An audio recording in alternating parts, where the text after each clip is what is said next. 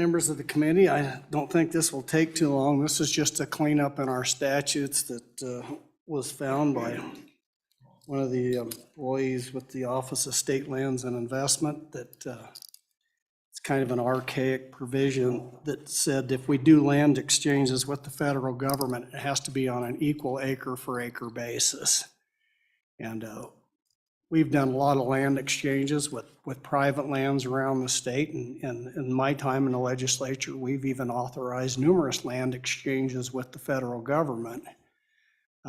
But none of those were on an acre for acre basis. And so it just cleans this up and makes it value for value. Stand for any questions, Mr. Chairman. Any questions for the senator? Senator Scott? Mr. Chairman, page 2, line 16, subject to Wyoming statute 361111. What is that and what does it do? Mr. Chairman, 361111 is orders, rules, and regulations relative to exchanges of lands for the State Land Board. That just gives them the authority to do those exchanges, and this makes that consistent with that, in that it says implement an exchange of state lands on a value for value basis. So it just brings it in and makes it consistent for federal lands as well as any other lands that the State Land Board may want to change. And then that gives them the rulemaking authority to promulgate that. Senator Scott, any follow-up? Mr. Chairman, no, but I have another one. Go ahead. Mr. Chairman, I would point out to the committee, when you read this thing, it does not conform to our modern drafting standards at all. I don't see any point in wasting time correcting the archaic language, but it does illustrate the difference between modern drafting standards and what they used to do. So's and suches and saids and. I guess that's what they did when you first got in, right, Senator Scott? No, this was well before I first got in. Matilda Hanson would have fixed this. I wish you were here. Yes. I agree with you. Senator Massey would have done well. You would have tried to carry the mantle. Yeah, thank you. Anything else, Senator Scott? Anything else by anybody else? Anything from you, Senator Hicks? I don't have anything else, Mr. Chairman. All right, let's see if anybody in the audience would like to testify on Senate File 128. Anybody? Anybody in the audience? Anybody online? Nobody online? Committee, you've heard the testimony. What is your pleasure? A motion by Barlow. Discussion. Any discussion? Any amendments? Let's call the roll on that.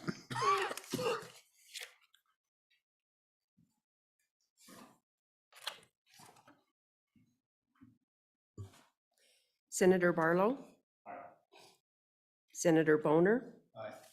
Senator Landon? Aye. Senator Scott? Aye. Mr. Chairman? Aye. All right, that's passed. The next bill for consideration is Senate File 92, Small Customer Electrical Generation. This is my personal bill. I'd appreciate it if Senator Landon, if you would take the committee. Okay, thank you very much, Mr. Chairman. Senate File 92, if you could please walk us through. Yes, Mr. Chairman, I'd like to maybe, with your indulgence, give a little preface before. Absolutely, thanks. So this bill is an effort that continues some work that we did in the Corporations Committee in the past. It very closely follows a bill from 2 years ago that passed the Senate, Mr. Chairman. It tries to deal with the issue of making, it doesn't try, it would make rooftop solar installations sustainable for all customers. So the issue is with rooftop solar being in the grid and being compensated on a net metering basis, it distorts the recovery of fixed costs for the utility. Utilities are, they're the ultimate partnership. We realize economies of scale to try to get the lowest unit cost for everybody. It's a industry that's close to my heart. I've worked in for 30 years. I started out really consulting, and then I went to the Illinois Commerce Commission and became the Director of Policy. And so I've worked on utility issues here and all around the world. I'm often running up into things where if we don't get the rate structure right, we have increasing stressors in the utility which will affect us negatively in a long time. So let me just explain one of the reasons that we have that rooftop solar that's compensated on a net metering basis. Let's start with what net metering is. That's where a person who puts electricity into the grid from their house is also able to draw down on the bank and take electricity from the utility at the same rate. Okay. In Wyoming, the law has that we have monthly bills for the utility, and then if there's excess generation at the end of the year, it's compensated on what's called an avoided cost basis, the actual utility's true cost. And so one of the issues here is that electricity is a different thing depending on when it's produced. Very, very different. So that in the case where, say you have renewable generation in the summer, say it's solar, that's a very, very plentiful commodity. It is, in fact, it's so plentiful that utility scale solar that's available on the grid actually has to be ratcheted down. You can't take as much of that really cheap power. Sometimes it's even negatively priced because there's no room for it, in part because rooftop solar is producing power. If kilowatt for kilowatt displaces cheaper power available. So it's not worth a lot at that time, but it costs us the same retail rate. The opposite occurs in the winter cooler months when the sun is lower.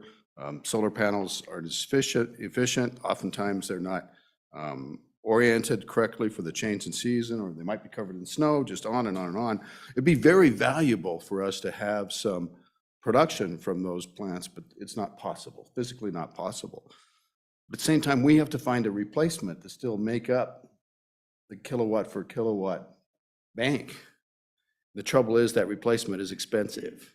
It might involve fossil fuels, more than likely would involve fossil fuels. So that is one source of the subsidies. There's another one that's more direct, and you can think about it in terms of the fixed costs. Unfortunately, the utility business, they don't collect all their fixed costs from the monthly charge. And so I don't know about all of you, but there's a big utility that serves a lot of Wyoming. They have a customer charge for their residential of about $20. And so I know you've received a lot of emails that tell people that, well, we paid the customer charge, so we're covering the fixed cost of the system. Unfortunately, it doesn't work that way. The fixed cost only recovers a fractional amount. That $20 charge that big utility has only covers a fractional amount of the system costs. The rest of it is collected in the per kilowatt hour charges. So that's called rate tilt. It's very common because if we wanted to have rates that truly recovered the system costs with a fixed monthly charge, they'd be unacceptable for small customers and very poor customers. So in an attempt to make electricity affordable and connection affordable, we have this built-in rate tilt. I would, support trying to get rid of it and make improvements there, but it exists. And when it exists, it means that if all of us are connected to the system, we all pay the same monthly charge, we pay a different amount of consumption based on our kilowatt hour take, which means that we pay different amounts to recover the fixed costs. But on average, it's all set to work out. The problem is that if Senator Scott were to install rooftop solar, he's producing electricity that is offsetting his demand. So he suddenly takes less. Everybody with me? He's using the same amount of electricity, but it's coming from his own insulation. And that's fine, except for the point where the recovery of fixed costs happened. Now we have to recalculate the recovery of fixed costs. So the four of us are shouldering Senator Scott's burden. For some customers, That's the way it ought to be, Mr. Chairman. well, only in telecommunications, Senator Scott. So that is the most concise example of the problem. And that's what makes it kind of unsustainable. So next time Senator Landon, he's going to go down and he's going to do the same thing. He's going to install rooftop solar. He's going to be compensated on the same inefficient means. And that means that the three of us are sharing the costs. Now, you've seen lots of arguments and you've had folks say, well, there's no cost shifting because I pay the fixed cost every month. That's not true. You've seen people say that they're not contributing to the system peak. You've heard that they shouldn't have to do much of the fixed cost because they actually help to shave the system peak. That's not true. Because if we're a winter peaking utility, and we're on that December day when the days are short and Senator Scott and Senator Landon aren't making much electricity, the system still has to exist to satisfy their demand. And they still, require the same amount of electricity, so their peak isn't shaved. I think if you think of the extreme example, there are customers, these systems are getting bigger and bigger, they're more efficient, they're better. There's customers that actually make more electricity than they consume in a year. It's happening relatively frequently now. When that happens, though, they still remain connected to our grid, and they still need the services of the grid for the times that they aren't producing. And that happens every single day. You might have a big system that on net produces more electricity than you consume in a year, but in every given day, you're going to be relying on the grid. And most importantly, when the grid is peaking and we bring on those plants that are more expensive and use the transmission resources and other things to do that, that is exactly where the problem lies. That's what makes it unsustainable. So now as I jump on and go with Senator Scott and Senator Landon, you guys have to pick it up now. That's the unsustainable part. And that is the piece that makes it so our transition to green energy can't work. There is a way we could make it work. To have the compensation based on the value of that resource, the true value to all of us. That's the way to make this system work. Now, the problem is that we've been trying to do this in the legislature. And the original bill, when net metering came in, it was sort of an experimental concept almost. It was more than 2 decades ago. And it talked about, it's almost like a pilot project thing to set this up. And that was probably fine. Now we're in a situation where it's becoming a substantial part of the grid and has great growth. I think you'll hear something about the growth. That's what leads to it not being sustainable as we go forward. This is not about keeping coal in business. It's not about lining the utilities' pockets. It's about trying to make the whole system sustainable in a green sense and a financial sense. So that's what the Senate File 92, Mr. Chairman, is very generous because it allows for anyone that has an existing system or installs an existing system by next July, a year from this July, so it'd be July 1st, 2024, to receive compensation under the existing system for 15 years from July 1st, 2024. So from right now, that's like 16 and a half years to be guaranteed to be under the existing arrangement. That's a long time, but I do point out that for most people, these are substantial investments and the payback is a long time. And so this is a way to say, we get it. You made all these investments. we're going to let you continue for that long under the existing system, the exact existing system. Now, Mr. Chairman, for the people that come in later than July 1st, 2024, by that time, the bill envisions that we have rates in place by the Public Service Commission that are appropriate rates that prevent the cross-subsidy to other customers that we've talked about here this morning. So that's a good thing.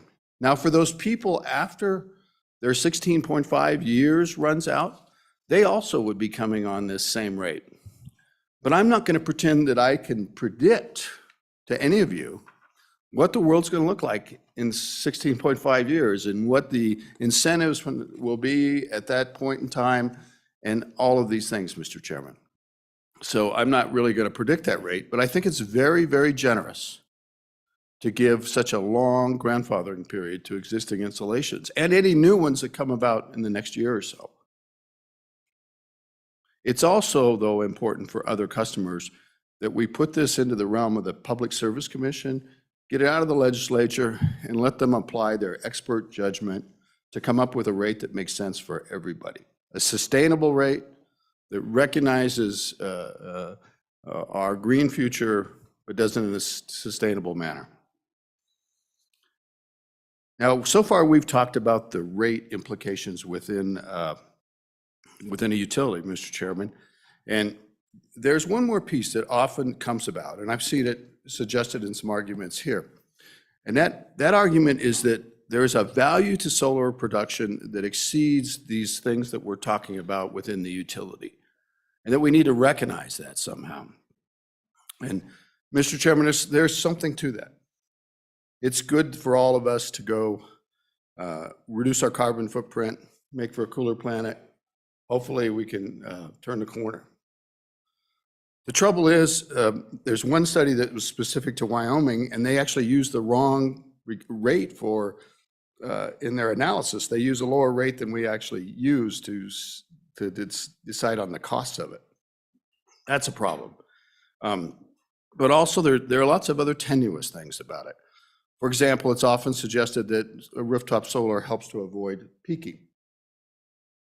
And it only happens if the peak happens when, for certain utilities that peak at that time. We're not that kind of utilities in Wyoming. We tend to peak in the winter when solar is not available. We use it for space heating. There's other pieces of this, Mr. Chairman, and there's one more that's kind of philosophical. There are states that have taken very explicit stands about wanting their utility system to become more green. You've read about it, and we felt the impacts of that. California, Washington, Oregon, they all have renewable portfolio standards. Some have explicitly said through their representatives and through their legislature that they don't want any more coal, for example. We haven't done that in Wyoming. Maybe we should. I'm not trying to weigh down on that, but we've actually kind of avoided making a value judgment at the government level through the legislature about these issues. So I think that spills over into our utility structure. It's pretty hard to bring in the same value judgment and force it on our utility customers when the legislature House itself, as their elected representatives, hasn't made that value judgment. So, Mr. Chairman, I know you've received a lot of emails. It's funny, this has not been a good year for me in terms of my popularity. And the earlier part of the year, I was under the auspices of some folks that, they were in political power in the majority party in Wyoming, and they spent the whole spring and summer pounding on me for my moderate views. And then it's kind of funny, I get to this bill, and I'm being attacked by people of the exact opposite thinking, and easily as vitriol, saying I'm in bed with the utilities, I'm trying to keep coal alive. And I find that disappointing. Or saying that there's not a problem, not discussing the ratepayer impacts, and just saying that it's so de minimis in Wyoming and it doesn't matter. But it does matter, Mr. Chairman. It matters as we go forward. The bill, real quick, is an important thing in the bill is we had crafted language previously based on what we called net metering. Net metering was two things at the same time, and it's important we separate that out. The two things that were in the law was that it was a compensation arrangement whereby I produce electricity, you give me electricity back. Not at the same time, but we net it out. That is the compensation structure. It also has been used in our law to refer to the physical thing of a rooftop solar installation, a net metering installation. And it's kind of important that we separate that out and talk about net metering as a compensation arrangement and allow for different arrangements with respect to rooftop solar. And so I've changed the vernacular to small customer generation. So basically it says, except as provided in subsection B of this section, no electric utility shall be obligated under this article to compensate any small customer generator for electricity produced on a net metering arrangement under this article. A small customer generator that is producing electricity on a net metering arrangement under this article that is first operational before July 1, 2024 shall be considered an existing customer and shall be exempt from this section until July 1, 2039. That's got to be the longest sunset or grandfathering clause you've ever seen. Yeah, and that's exactly what it says. If you're sitting in this audience right now and you have rooftop solar, this guarantees you'll be under that arrangement until July 1, 2039. And I honestly don't know what happens after that, to be honest. Part B, the Public Service Commission shall establish an appropriate compensation system to regulate the rates, terms, and conditions of small customer generators by electric utilities for electricity produced by small customer generators that are first operational on or after July 1, 2024. So if you come in after July 1, 2024, you would have a Public Service Commission determined rate. And you can see under the definitions, we had to thread the needle about net metering versus small customer, but on page 3, Romanet 7, net metering means measuring the difference between the electricity supplied by the electric utility and the electricity generated by the customer generator operating before July 1, 2024. We kind of break it up in Romanet 8. Now, instead of a net metering system, we're talking about a small customer generator, means a person operating a facility. And we're very clear that these people should not be considered a public utility, and that's good for them and good for everybody because they don't want to be public utilities. And Mr. Chairman, then we have 3716-102 about requirements on electric utilities.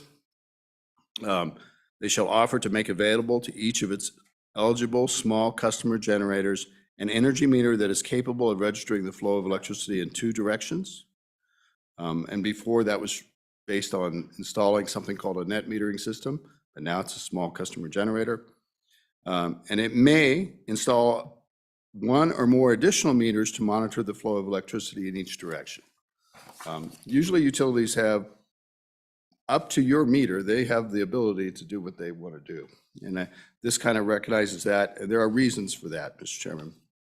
Romanet 3, except as otherwise provided in this paragraph, electric utilities shall not charge a small customer generator any fee or charge that would increase the small customer generator's minimum monthly charge to an amount greater than the other customers of the electric utility in the same rate class as the small customer generator. This is leftover language from when we originally did net metering. It said we want this arrangement with Senator Scott and Senator Landon and now myself to continue. And we don't want to charge them any extra in their monthly charge to recover the fixed cost. That's old language, then that's existing, and that would carry forward for our grandfathered customers. But this paragraph shall not apply on and after July 1, 2024 for small customer generators other than existing customers, back to that grandfathering, as provided under the previous section. This paragraph is repealed on January 1st, 2034. You don't really need that repealer, but it doesn't make any difference because after 2034, and I think that date should be 2039. I think that should be 2039. That's a catch right there. Thank you. That's meant to be the same grandfathering as the other. Not trying to shorten it on anybody. So that would be July 1, 2039. So thanks, talking out loud helped me catch that. There's also another problem with the very next paragraph. It says consistent with other provisions of this chapter, and there's line 3 says as and except as provided in subsection C of this section. That's from an earlier draft of this, and that line 3 should just come out entirely. There is no section 3 when you try to track it in, and that must be confusing for people, and I apologize.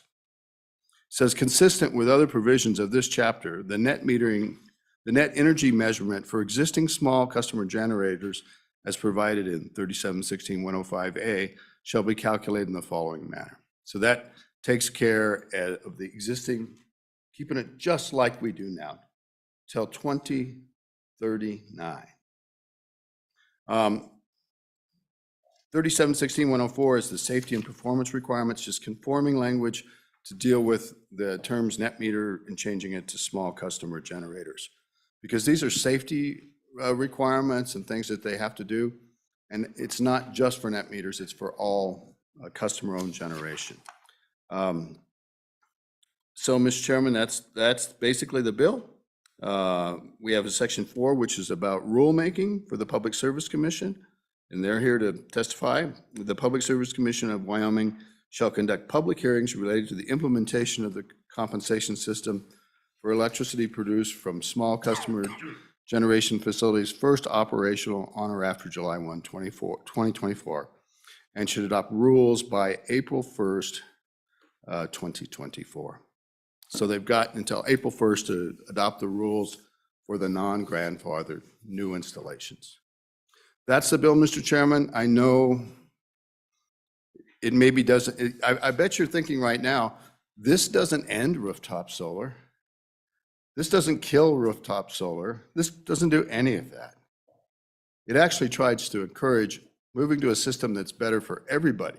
It can be greener and the whole grid, we can all benefit from this than the existing system. I've lost friends over this bill. From folks that have never been able to get around these cost shifting thoughts. And I reach out, I do understand the value of solar arguments. I've read lots of stuff on it. I'm happy to talk about it. Folks that are, their mind is in that, they need to understand the impacts on other customers too. And why we have a duty to protect those other customers. And that's why we're here today. Try to strike that balance. Thank you, Mr. Chairman. Thank you. Mr. Chairman, appreciate that. We are on Senate File 92, Small Customer Electric Generation. Questions of the sponsor. Senator Scott. Mr. Chairman, you made remarks about the seasonal peak demand for electricity. Does the same argument apply to daily peaks? And do you know in this state, when is our peak demand during the day? Is it tend to be before or after sundown? Senator Case. Mr. Chairman, thank you very much.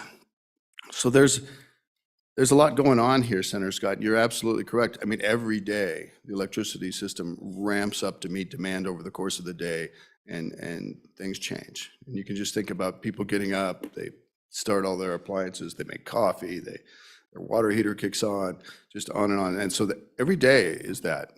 So right now we're looking out, and we've had quite a bit of demand already this morning, but nobody's making any solar power yet. They're getting close, but the sun will come out, and it'll last as long as there's sun, but it changes during the day.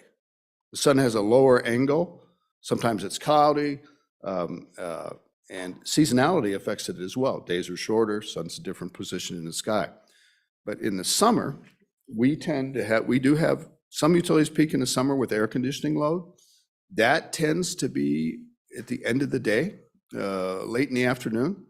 It's a time when solar is making electricity, but it's starting to ratchet down. And as you go into the evening, I'm not sure how you run your house, but I keep it all tight. I don't have air conditioning. I keep it all tight during the day, and then I try to open it up at night. I'm thinking of adding air conditioning, and I would use it in the evening. And that can be at a time where solar power is diminishing. In California, which is a big summer peaking state, this daily stressor on the system causes, it's referred to as the duck curve by the shape of the graph when you look at it, but they have to bring in a lot of resources that are available in the afternoon as solar falls off, but demand continues as people get home, crank up the air conditioner, crank up the hot tub. And so that's the summer peak. A lot of us, we're kind of dual peaking. In the winter, a lot of people use electricity for space heating. And increasingly, folks believe that that's the way to go. I'm not convinced that's such a great idea, but the all electrification idea to get rid of any fossil fuels being consumed at the point of presence, that leads to you heating your house with electricity, which means that peak will be on those cold winter nights when obviously there's no solar production whatsoever. And winter solar production is almost non-existent. If you drive around Cheyenne right now, I don't know how many people have bothered to uncover their solar panels. I know in Lander, I checked it out last weekend. Even the solar installers haven't swept off their solar panels. So, yeah, I hope that's helpful, Senator Scott. Further questions of the sponsor? Senator Arlo. Thank you, Mr. Chairman. So, and I couldn't find the reference, at least in some of the materials I've received, you talk about the federal component of this, that there is, I don't know, an obligation, but there is a federal component to this about small generation and not renewable generation. So I want to know that. And then, I mean, I've got a list of questions, but maybe that one first. Okay. And then, Mr. Chairman, if I could, what is that, we cited California and there's a critical point. So what is that critical point as a percentage of total generation within each service area or service provider? Because as you know, we just had a bill that was dealt more with rural electric type issues or boundary issues. We have multiple providers in our state. Communities generally have their own, and then there's, how many ever rural electric associations, and then we talk about, the different power. So I guess what I want to understand is, one, any federal nexus, and two, this proportionality. When is it a trigger point, and it can't be the same for everybody, because at least my understanding is the rate recovery, and in full disclosure, my family has one operating and one that's down and one that was sold recently of these net metering systems. So I don't even know maybe I'm a conflict on the entire bill. I don't know, Mr. Chairman, but certainly I have all three, and a whole lot of off-grid solar as well for water wells. And I do actually clear off my panels or my cows go thirsty. It better.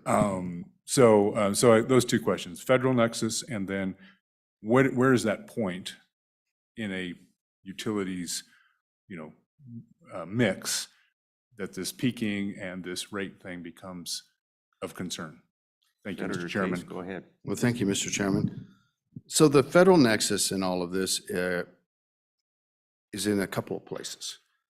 In the 70s, I think it was 77, a bill called PURPA was passed, and it was aimed at having utilities buy renewable power when it's available.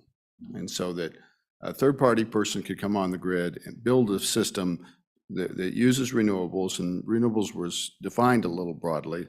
Some cases it was wood waste and things like that, but the utility was obligated to purchase that at the utility's avoided cost. And that is the genesis of solar. And so that is our legal requirement. We have to at least pay avoided costs for these facilities. So, but we don't pay avoided costs, we pay something higher than that. Just by way of example, for example, in the summer, when rooftop solar is in great production, there's a lot of it around, there's also not rooftop, but industrial scale, utility scale solar available under 2 cents typically, and sometimes at a negative price, meaning they want somebody to take it, so they'll actually subsidize you to take it. That is our requirements for avoided cost and under PURPA.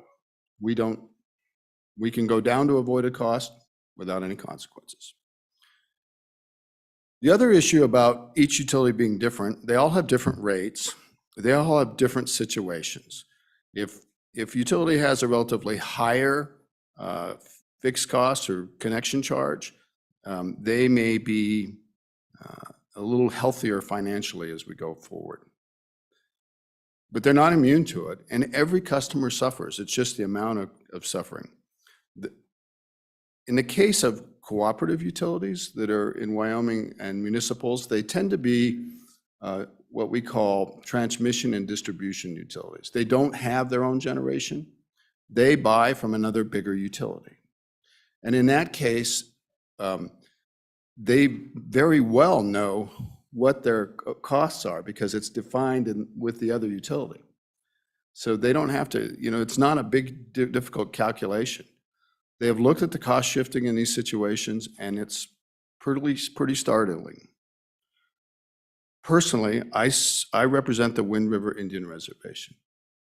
Those are the poorest customers in the state. They depend on electricity, and there is very, very little rooftop solar penetration for my Native American constituents. Yet they have to pay an increasing share of fixed costs to offset. They're picking up the fixed cost load that are being avoided by people that have invested heavily in their nice homes with rooftop solar.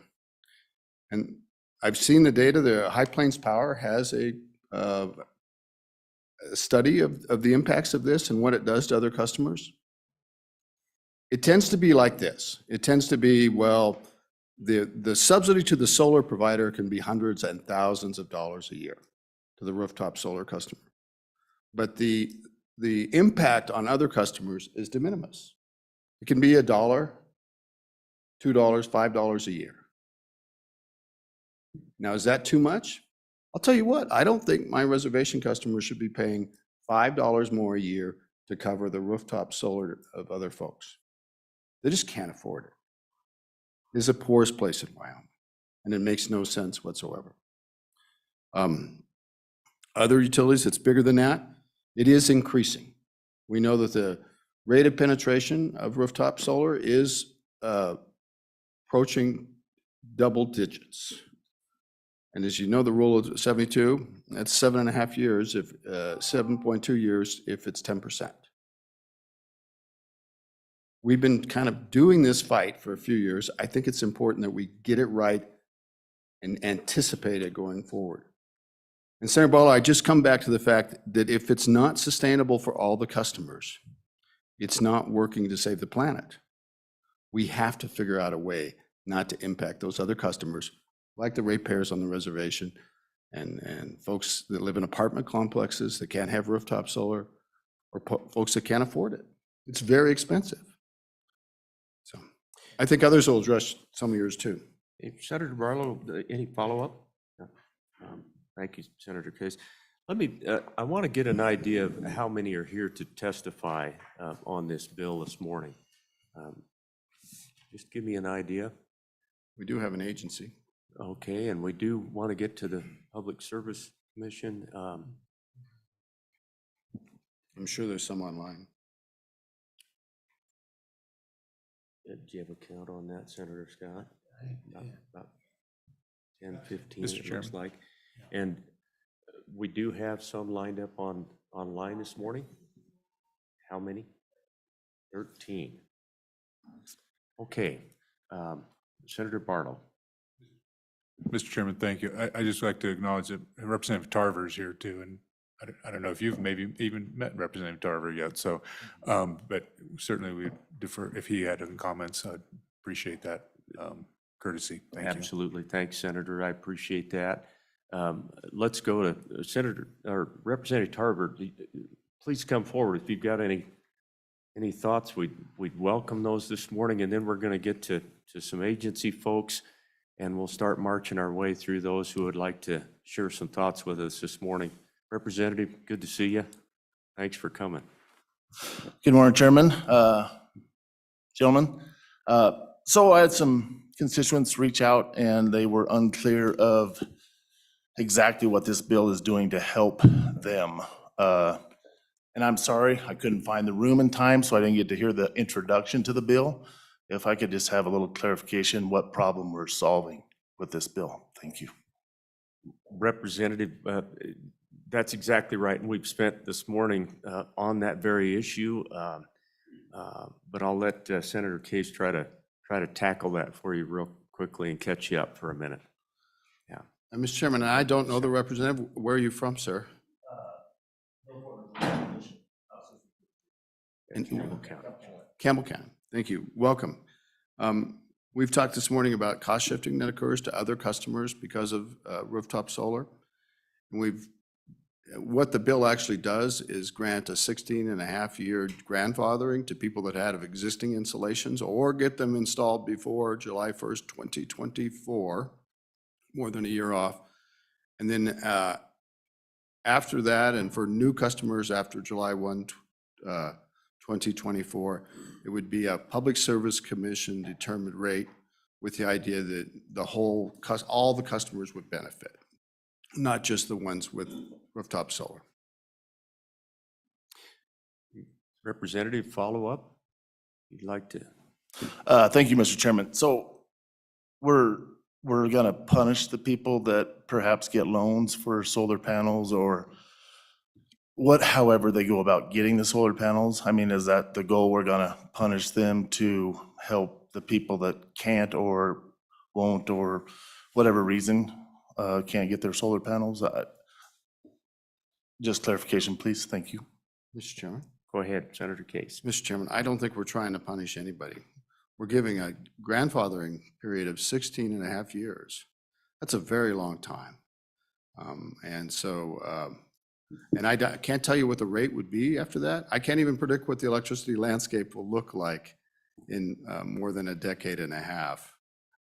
And so I would say no, absolutely not. Not trying to punish anybody, trying to make sure that they can keep doing what they're doing as we all move forward to a greener and more sustainable world. But I think, Mr. Chairman and Representative, my biggest point is we can't keep doing things this way. So we'll have an uprising of the solar haves and the solar have-nots because it hurts the solar nots. And that's the problem in the way the utility rates work. We all share in those fixed costs. And so we have to find a way to make it work for everybody so that we can double, triple, quadruple, have the majority of installations in the grid have rooftop solar. Right now, we can't possibly do that. And we come here and we have this discussion every couple of years because of the impacts on the other customers. So it's actually a path to sustainability. If we're going to get to the green future we need, we have to do it this way. There's no other choice because half the ratepayers can't support everybody else on the fixed costs for the system. So a quick follow-up, Representative, and then I was going to mention that I think it will be helpful this morning for all of us to hear from our Public Service Commission. We've got some others in the industry that I think will testify, but please take it away, you bet. Thank you, Chairman. More clarification. So in 16 years, will we do away with the net metering? Is that how this is proposed? Thank you, sir. I don't think that there's a possibility it wouldn't go away at all. It would be subject to public service, but Senator Case, you want to follow up real quickly on that? Mr. Chairman, thank you. And we got to be careful on our terms because it might do away with the compensation-based net metering, but it wouldn't do away with rooftop solar or having rates for rooftop solar. And so it might physically, it won't physically do away with rooftop solar and small customer generation, but we may no longer have that compensation mechanism called net metering, which is part of the problem here. Representative, thanks for being here this morning. Appreciate it. Mr. Chairman and members of the Public Service Commission, please come forward. We appreciate you being here this morning. Good morning, gentlemen. Good morning, Chairman, members.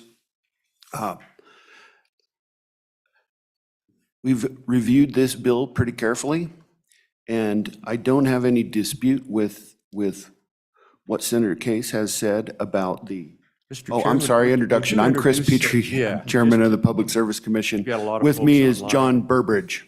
Okay. As I said, I don't have any dispute with the explanation of how this bill would work as described by Senator Case. We understand it, and it appears workable. I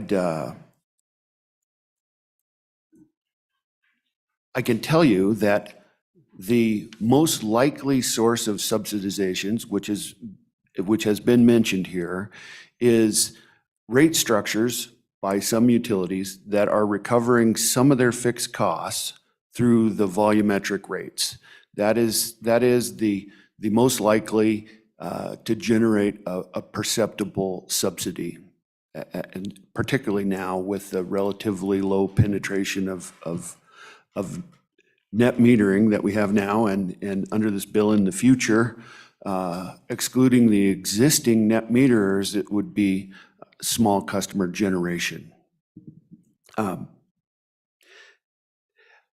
It's key here that in the system that the commission would be called on to establish, that there would no longer be a restriction on varied monthly charges between non-small customer generating customers and small customer generators. That has been a roadblock that was included with the original legislation. As Senator Case said, this has been on the books for a long time. That makes it very difficult to make any correction that would avoid a subsidy, because the monthly charge for every customer has to be the same. It can't, in every class has to be the same. It can't vary depending on whether they have generation equipment and are generating their own power. That provision in 3716-102 Romanet 3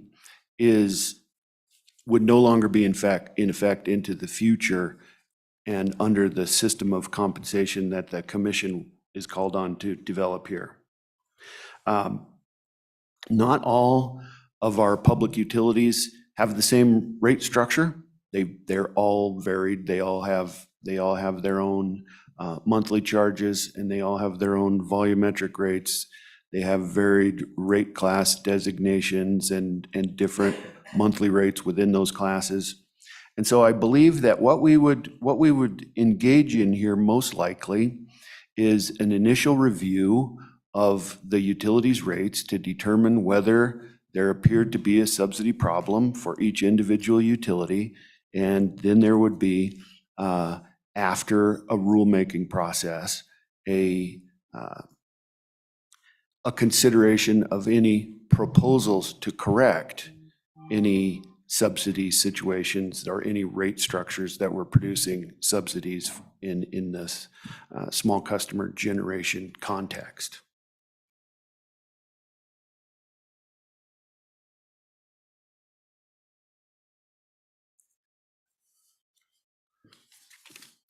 I would like to address one other issue that I could foresee might continue to frustrate this effort, which is that in a separate statute, in a separate section in the statutes in 37.2.122, it specifies that the avoided cost for distribution cooperatives, that's an all requirements distribution cooperative, means the avoided cost of the generation and transmission cooperative that supplies that utility. So we've run into basically three issues around that recently. And the first is that it's become somewhat unclear what an all requirements distribution cooperative actually is today. If you imagine back into the past, all the distribution cooperatives probably had a single contract with a generation and transmission cooperative, and they got all their power there. So that's, we think, what was referenced here in this statute. And that's not necessarily true anymore. There are some other small generation facilities, and some cooperatives have variations from that strictly 100% supply contract. So that presents some difficulty in determining exactly what that is. We haven't had any really big disputes on that, but I could see it happening. And that some of the G&Ts have, at least as reported to us in filings and in the dealings of the communication of our staff with just a couple of cooperatives, that they do not have an avoided cost readily available from their G&T. So they have told us, we don't know what our G&T's avoided cost number is. That seems unlikely and a little bit puzzling, but we have heard that. And the third thing is that we have had distribution cooperatives propose to use something other than the G&T's avoided cost. And so in order to address that, it would be helpful to have some language inserted, perhaps in 3716.105B, as perhaps a Romanet 1 that would say something to the effect, notwithstanding section 37.2.122D Romanet 1, distribution co-ops purchasing the majority or 75% or some sub-reasonable amount, but it might work to just use majority of their electric supply from a distribution or from a generation and transmission cooperative may propose to adopt the avoided cost of the generation and transmission cooperative for purposes of compensating small customer generators. That would leave it up to the individual cooperatives whether that was the route that they wanted to take. And it would take away the ambiguity that we're running into with the actual meaning of all requirements customer. Chairman, I've made a note that you've made this suggestion to us. We don't have that in front of us, and you probably didn't have time to get that typed up and ready. Maybe when we work the bill committee, let's try to remember that thought by the chairman in section 5. Senator Scott. Mr. Chairman, I will confess I'm confused by the cooperative situation. The district I represent, the majority of the electric customers are with the large public utility. I think I understand how this affects them. There's a significant minority that get their power through the High Plains REA cooperative. How are they affected? I believe they set their own rates. How are they affected by this bill as it is written right now? Mr. Chairman.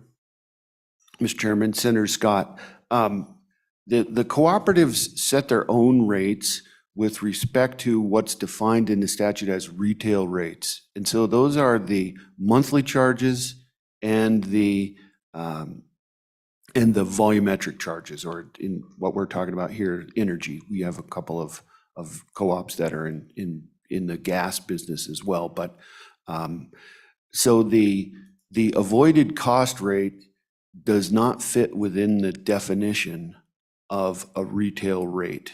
It is in the category of things that the commission must still approve for the cooperatives. Follow up, go ahead. Mr. Chairman, does that mean they're affected basically in the same way the customers of the large public utility? Mr. Chairman, Senator Scott, I believe this bill would apply across the board. Okay. And thank you, Mr. Chairman. We do have the rural electrics here with Mr. Taylor and look forward to his comments here in a little bit. Go ahead, Senator Boner. Thank you, Mr. Chairman. I guess I'll ask Senator Barlow's question and see if you have a more specific answer. It was the rate of penetration for these net metering systems as it stands right now in the state. Go ahead. Mr. Chairman, Senator Boner, I don't have an overall rate or a penetration rate for the state. It varies pretty significantly by utility, and it also varies by area. So you may find a lot more penetration, say, in the Lander area or the Laramie area. Somewhat surprisingly, several years ago, we looked into this, and one of the highest penetration rates was in the Clark area, which is served by a Montana cooperative, Beartooth Electric. And so I looked recently. There is a reporting inconsistency between the utilities. And so what I could see was in the low single digits. Actually, somewhere the utilities where it was readily available to me, it was approximately 1% of residential customers. Senator Boner, follow up. But there is very likely quite a bit of variation there. Thank you for that qualifier. Any other questions of the Public Service Commission? Is it Senator Barlow? Thank you, Mr. Chairman. So thank you, Chairman Petrie. When you brought this, or when you made mention of this this avoided cost definition, this only actually is in respect to distributive cooperatives. So this same issue would not apply to the others. So actually this definition either needs to be expanded to include all utilities or somehow, because I think we're trying to get to an equity issue across all utilities. So I guess my question is this the way I read this section and its applicability is only to distribution cooperatives, not to public utilities. And I think this distribution utility or distribution cooperatives are a subset of public utility, it seemed to me, at least that's my understanding. So I just want to understand that this it's not just referencing this, it's actually with this definition of avoided costs would have to be applicable elsewhere too. Thank you, Mr. Chairman. Thank you, Senator. Senator Case, absolutely, weigh in. Mr. Chairman, I would challenge that a little bit. I think the definition for investor-owned utilities is really solidly determined. It's the indeterminacy of the, with respect to cooperative utilities that don't have generation. And so I think we have to find something that works. I'm not even convinced that you need the avoided cost piece, but I think that's a good way to go. It depends on, there are a lot of factors there, but I definitely don't think that you should take the definition that is poor and try to apply it to every other utility which has good definitions for it. It might be worthwhile. We've never had to do this before, but it's a good exercise because we should know our avoided costs. That's actually the true cost, the marginal cost of anything we do. So anyway, thank you. Thank you. Comments, Mr. Chairman? Mr. Chairman, Senator Barlow, there is an important difference between the investor-owned utilities and the distribution cooperatives as far as their avoided cost. And as Senator Case alludes to, the big difference is that the generation and the distribution cooperatives generally purchase nearly all of their energy from a single source, which is a distribution and a transmission, a generation and transmission cooperative that they are affiliated with. And so the process for determining the avoided cost for an investor-owned utility that is generating its own power, purchasing its own power, involved in contractual relationships with large renewable producers, their avoided cost is dependent on how, how they acquire their power, and it's much more varied. They also end up using their avoided cost in those contractual relationships with qualifying facilities, which are the larger merchant renewable generators that are on the system, and they're obligated to buy the output of those qualifying facilities under PURPA at their avoided cost. And it is a completely different exercise to determine the avoided cost of a distribution cooperative than it is for the investor-owned utilities. Thank you. Anything else, committee? Mr. Chairman, Mr. Burbridge, appreciate you guys being here. Appreciate having you here. We may lean on you a little bit later, so thank you. Thank you. So a couple of years ago, we dealt with this issue, a similar bill, and you might remember I was chairing the committee at that time, and the meeting was here in Cheyenne, and we spent over 4 hours in testimony.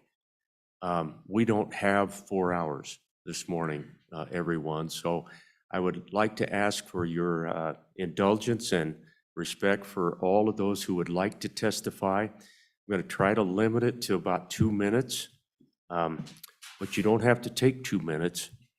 We'd really like to hear from you, but we're short on time here in the session. So I'm going to ask for further testimony on this bill, but please get to your good points this morning, and then we can move on to your friends and try to get everybody in. Let's go now to public testimony on this bill, and please come forward, be ready to testify if you would. Let's get started this morning. Good morning. Please introduce yourselves for those online and for the record. Thank you. Thank you, Mr. Chairman and members of the committee. My name is Claire Duder, and I'm an organizer with Powder River Basin Resource Council.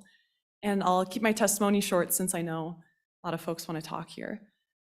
I urge the committee to oppose Senate File 92 because removing net metering as it is under our current law would stifle our state's growing solar industry, which provides Wyoming jobs, diversifies our economy, and strengthens our communities. I understand there's a grandfathering period, but after 2024, this bill removes a major incentive for rooftop solar and leaves our solar industry high and dry. I understand that the purpose of this bill is to prevent subsidization, but we oppose this bill because we don't see subsidization currently occurring in Wyoming. We don't see this as a present issue, and I'll let my friends from Wyoming Outdoor Council go into this further to prevent redundancy, but we don't see this occurring in the near future either.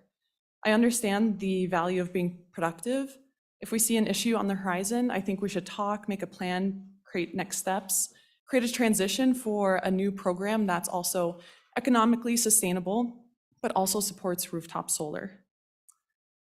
Let's plan for the future, let's be proactive, but let's not rush to get rid of net metering right now without anything to support our growing industry that provides Wyoming jobs after 2024. I strongly urge you to oppose this bill. Thank you. Thank you, Claire. Appreciate it. Any questions for the Resource Council? Thank you very much. Further testimony, please come forward. Thank you for being ready. Appreciate it. Good morning. Good morning, Mr. Chairman, members of Senate Corporations Committee. My name is John Burrows, and I'm here representing the Wyoming Outdoor Council and our members. This feels familiar. I believe in the last 5 years, we've had 4 different discussions on net metering. And from our position and our perspective, not a lot has changed really to warrant this bill, and we're strongly in opposition.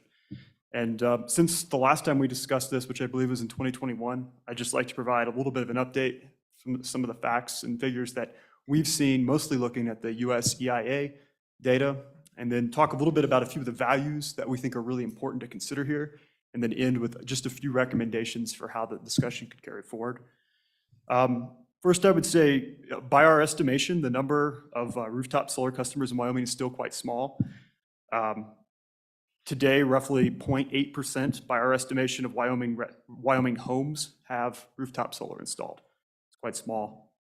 These systems, as is stated in our statute, are limited to be very small, 25 kilowatt systems. That's roughly the size of a system that you would have for a small retail store or for a large residential home. Importantly, these systems are designed so that customers can reduce their electricity bills, not make money, as some have indicated, at least that we've heard. We'd estimate that the percentage of retail electric sales from net metered customers has increased in the last 2 years or so from about 0.3% to about 0.5%. It's taken the rooftop solar industry 20 years for that to occur, to get to that 0.5%. Most serious other studies from different states that have looked at this issue have said that that cost shifting is not really a policy priority until you get closer to somewhere between 5 and 10% of those retail electric sales. So just for context, that's about a 10-fold increase from where we are currently. Looking at projected rates of change and adoption, that would take decades to occur in the state. If you'd like a quick visual, the total installed capacity of rooftop solar in Wyoming right now is about 10 megawatts. That's about 3 of the wind turbines that you would see, maybe 4, as you drive from Cheyenne to Laramie. Again, that's for the entire state of Wyoming, installed capacity. And I'd finally emphasize that another thing that has not changed in the last several years is we do not, and we will not have California's problem. We've heard that quite a bit. And the reasons for that, there are several. Energy in Wyoming is significantly cheaper. The return on investment for rooftop solar, as it is currently, is much longer. The size cap on net metering installations is much lower, at 25 kW. And the solar resource is just simply not as good here as it is further south. And then aside from these numbers and figures, which we do not feel warrant a change in the current statute, there's some other things that do appear constant, and hopefully we'll hear more about those today, but just some of the values that are at stake here. And I just emphasize a few of those. I think one of them is really what we're talking about, the freedom to generate electricity on one's own property, where you're not just beholden to a utility to meet your needs. Another, self-sufficiency, resiliency, independence. These are tangible, these are Wyoming values. For cities and municipalities, there's a tangible value for taxpayer dollar savings that can fund things like snow removal, our police departments, our libraries, value of local jobs that's been stated, and importantly, the value of generating energy locally. Appreciate it. I do Real need- quick, if I may, just for 1 or 2 more sentences here. Again, we urge you not to move this bill. And we understand that there's been an argument that's been made around it's easier to do this now than in the future when there is more rooftop solar. And so I would just offer a few very quick suggestions. First, Mr. please Burrow, demonstrate. we really do need to be respectful of everyone, so please wrap it up. Yeah. The main thing I would say is demonstrate conclusively that there is a cost shift, and currently there does not appear to be. And very importantly, this should be done in separation from a major legislative threat to rooftop solar customers and the businesses and industry. Have those things be separated. Thank you very much for your time, consideration of this again. Happy to stand for any questions, get to other people. Okay, Thank Mr. you. Burrow, thank you. If everyone does that, we're not going to get through this, so thank you very much. Next. Good morning. Good morning, Mr. Chairman. My name is Denise Parrish, and I'm a private citizen and a ratepayer in Cheyenne, Wyoming. And I'm here to testify on for the bill. I am not a rooftop solar customer. I have many friends and neighbors who have added rooftop solar. But I see this bill as being an opportunity to sort through this problem that has been before the legislature for many years. To send it to an expert agency, an agency that has no dog in the fight, that is neutral, has the expertise to figure out whether there's subsidy or not. I mean, you've heard this morning, some people think there is, some people think there isn't. And so I don't want to pay for people's rooftop solar. I'm not for it or against it. I just don't personally want to have to pay for it. So why not let an agency that has the time, has the expertise, deal with this issue? Right now, the law hamstrings the Public Service Commission from making that sort of determination. And so I believe the bill is not anti-coal, not pro-coal, not anti-solar, not pro-solar. I believe it simply would allow a sorting out of this issue in a reasonable manner. Ms. Parrish, thank you very much. And you were under the 2-minute time limit. Thank you very much for that. Please come forward.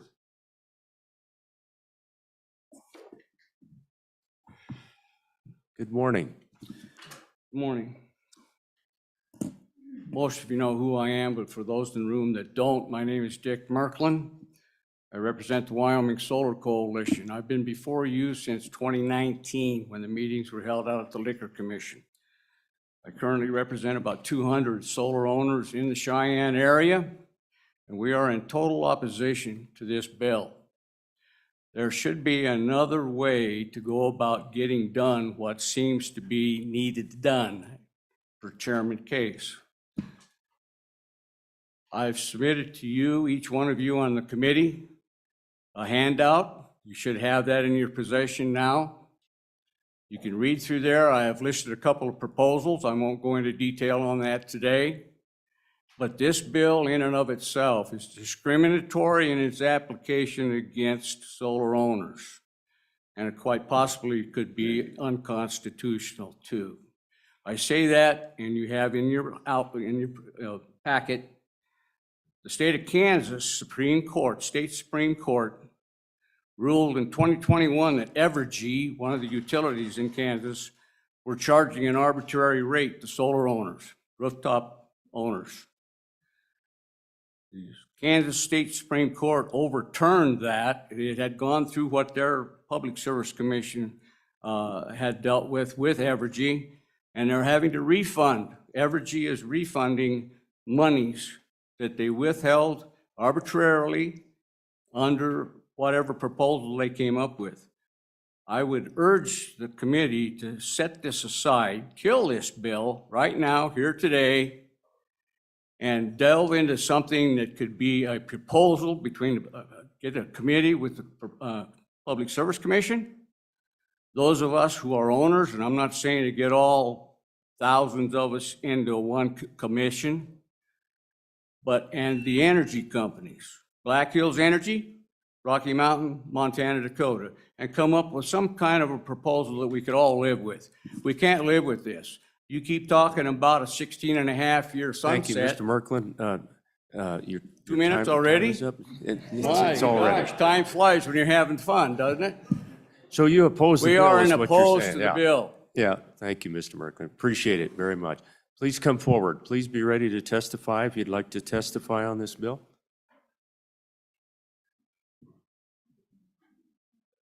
Yeah. Feel free to come up and join and be ready to go on the next time around if you want to come up to the table. Welcome, Mr. Kaysen. Good morning. Thank you, Mr. Chairman, members of the committee. My name is Rick Case, and I represent Rocky Mountain Power.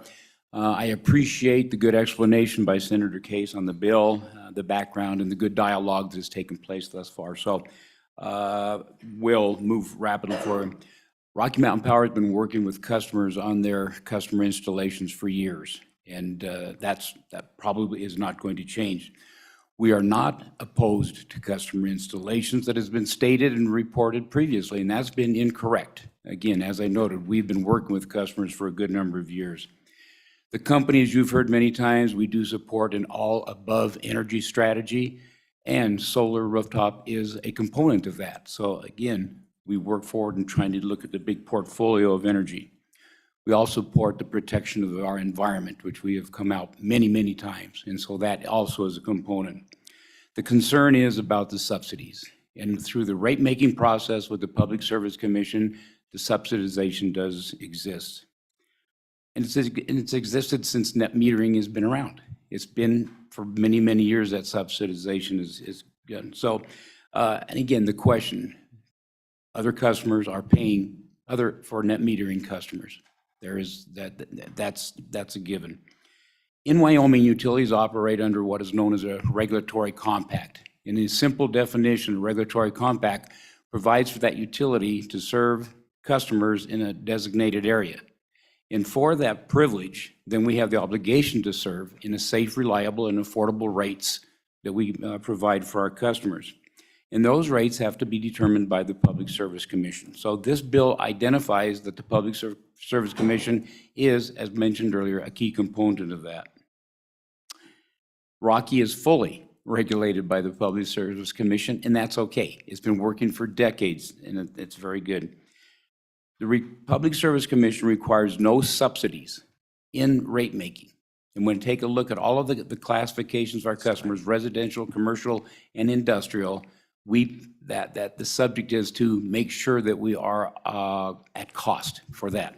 So I encourage the committee to favorably move this bill forward to address the subsidizations that do exist. Let's not wait for 10 more years to address it when it is becoming a larger, because it will become, there's more installations on the horizon, there's no doubt. Thank you, Mr. Case. That I'll try to answer questions. Thank you. Sorry That's for your 2 going minutes. longer. Thank you very much. Really appreciate it. Questions real quickly, Senator Barlow. Thank you, Mr. Chairman. Since this is the first utility that's been up, they get this question, and if somebody else wants to respond to it as they come forward, that's fine. So right now you have customers. You say you have these customers right now on your system. And my question is what is the differential between what that you are, the utility cost is, or the utilities charges them for your power you're providing versus what you are net metering them out? What is the differential? Is there a differential? Thank you, Mr. Chairman. Okay. ahead, Mr. Mr. Chairman, Casey. Senator Barlow, I apologize. I do not have that data. Okay, thank you. If you can find that somewhere, Mr. Kaysen, that would be good information to have. Okay, please take it away. Next. And Good morning, Chairman, next committee to members. testify, please come forward and be ready. Go ahead, sir. Eric Dalton, I'm a rooftop solar owner here in Cheyenne, about a mile away. The answer to that question was just posed. I don't really understand the subsidy piece either. If you go back to Senator Case's example where 2 of the senators had rooftop solar and 3 did not, that's a 40% uptake. The federal law, as we noted, was over 40 years ago. I think the Wyoming state law was almost 20 years ago, and you have a market penetration of somewhere around 1%. That would tell me that this is not a raging subsidy, or else everyone would have done it by now. And I appreciate the 16.5-year allowance. That's great. But if you accept that rooftop solar is a net good, which I do, then you have an interest in those folks in 2024, which is only a year and a half away, in future to continue to expand. Rooftop solar is resilient, flexible. If you've got a small battery that you can use in the time, then that's going to really help you out in some sort of crisis, extreme weather event. And my next door neighbor installed solar Monday before last. She switched it on, And, she'd be grandfathered too, but, it just provides a way for the individual consumer to generate his or her own power. And I will probably never go to a PSC meeting. I barely knew about this meeting. And, as a student of life, I don't have, strong faith that my interests are going to be served in a PSC environment. So I think that's probably why the legislature stepped in 20 years ago, is to say that maybe this is a net good and we're going to help those citizens. And since I live right here in the middle of Cheyenne, I suspect my utility fixed costs are probably pretty low in comparison to someone that lives, 20 miles outside of town. I'm probably subsidizing their electrical. And we certainly did back in the 30s when we electrified rural areas. And I'm okay with that. But I just don't see, that huge fixed cost subsidy that I'm deriving, Mr. Dalton, thank you. Your 2 minutes are up. Really appreciate you being here, though. Thank you. Yes, sir. Next. Hello, Patrick Lawson, just representing myself. I am a Northern Arapaho tribal member, though, and I live in Riverton, Wyoming. I do have my own rooftop solar. I have the maximum allowed, which is the 25 kilowatt system. And just as a user, I would just have to be opposed to this. I don't see me selling any extra energy. I still use significantly more than I produce. And then the rate that is paid back in net metering, if I were to do that, is also quite a bit less than other people are charged. So I guess I wanted to personally just understand more about what the bill is. And I'd like to see a plan before the net metering as it is known is ended, before it's voted on to end. It just seems like that makes more sense to me personally. And also, as far as peak usage, my personal experience is summertimes when we're in the air conditioning, wintertime we're still operating more on gas for heat. We're still producing a lot of energy, even under snow, if we don't have our panels swept. And they produce from like 6 o'clock a.m., 6 o'clock p.m., when my energy personal usage is peak. So that's just would like to state that as an owner. Thank you. Mr. Lawson, thank you very much. Appreciate it. Next. Good morning, committee. My name is Jason Bloomberg. I'm a local physician and have renewable energy. While most of the focus here has been on rooftop solar, your proposals would affect people who have other forms of renewable energy systems. I have a balanced system. By that, I actually have 8 kilowatts of rated solar on trackers. And by the way, I do go out and sweep my panels in winter. They're in reach. I have a long extension sweep to do it. And I have 4 small residential scale wind turbines with a total rating of about just under 10 kilowatts. I also have 135 kilowatt hours of battery storage because I and my wife want to minimize our dependence on the carbon economy. And so we actually have a very small annual footprint because we've made an upfront investment of $250,000 over a period of almost 10 years to build a system so we can live our values, just like people who grow their own gardens and can their own vegetables. And Wyoming, in its wisdom, has allowed people who do home canning to sell back to the customers their own products. If you really want to make things more equitable, particularly for people who can't install their own, what you do is you do what Colorado did, and you allow people to buy shares in large-scale renewable energy production systems and have those credits get applied to their utility. I pay more in a grid access fee every month than I paid for my total utility bill to High West Energy when we moved here in 2001.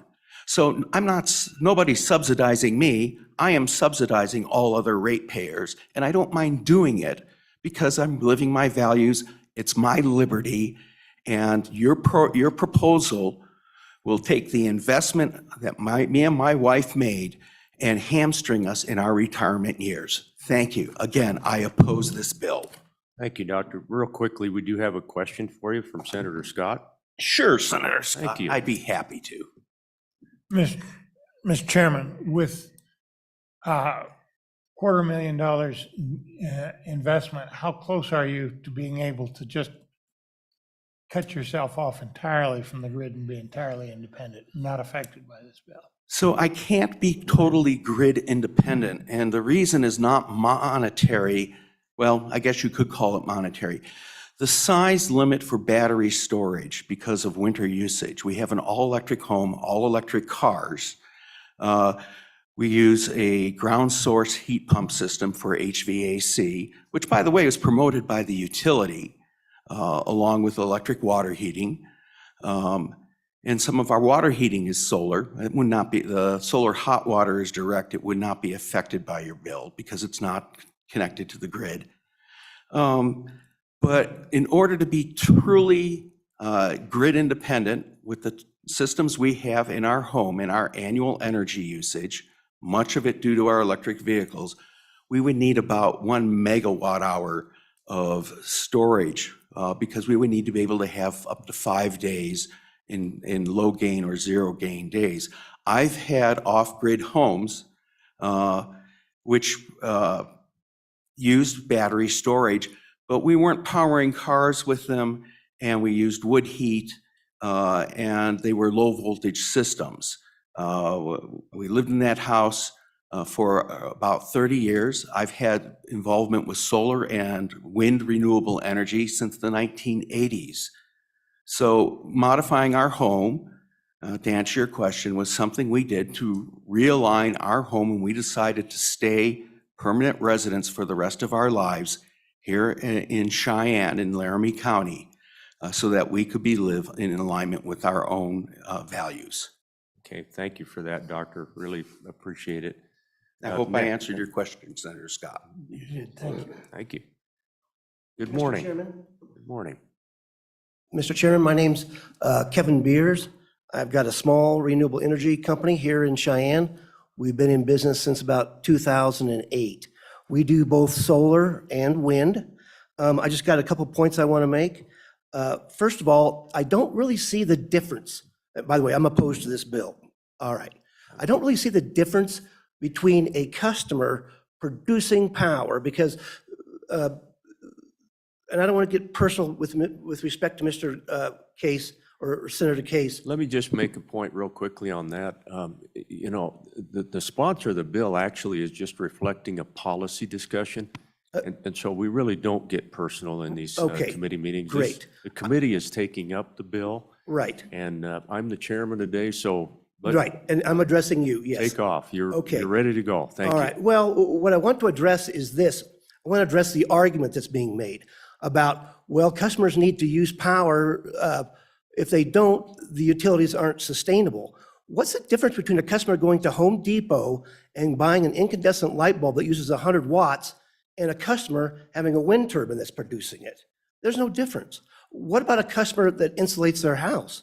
Are we going to say, well, we don't want customers to insulate the house, they're going to use less utilities?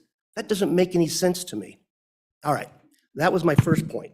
Second point is about small wind generation. I've got somewhere around 200 wind systems that we take care of really in this county. This bill is going to take that incentive completely away from those people.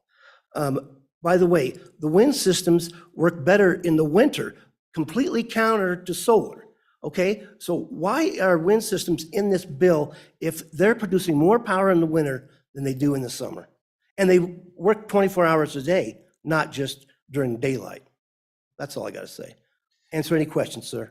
Kevin, thank you very much. Appreciate that.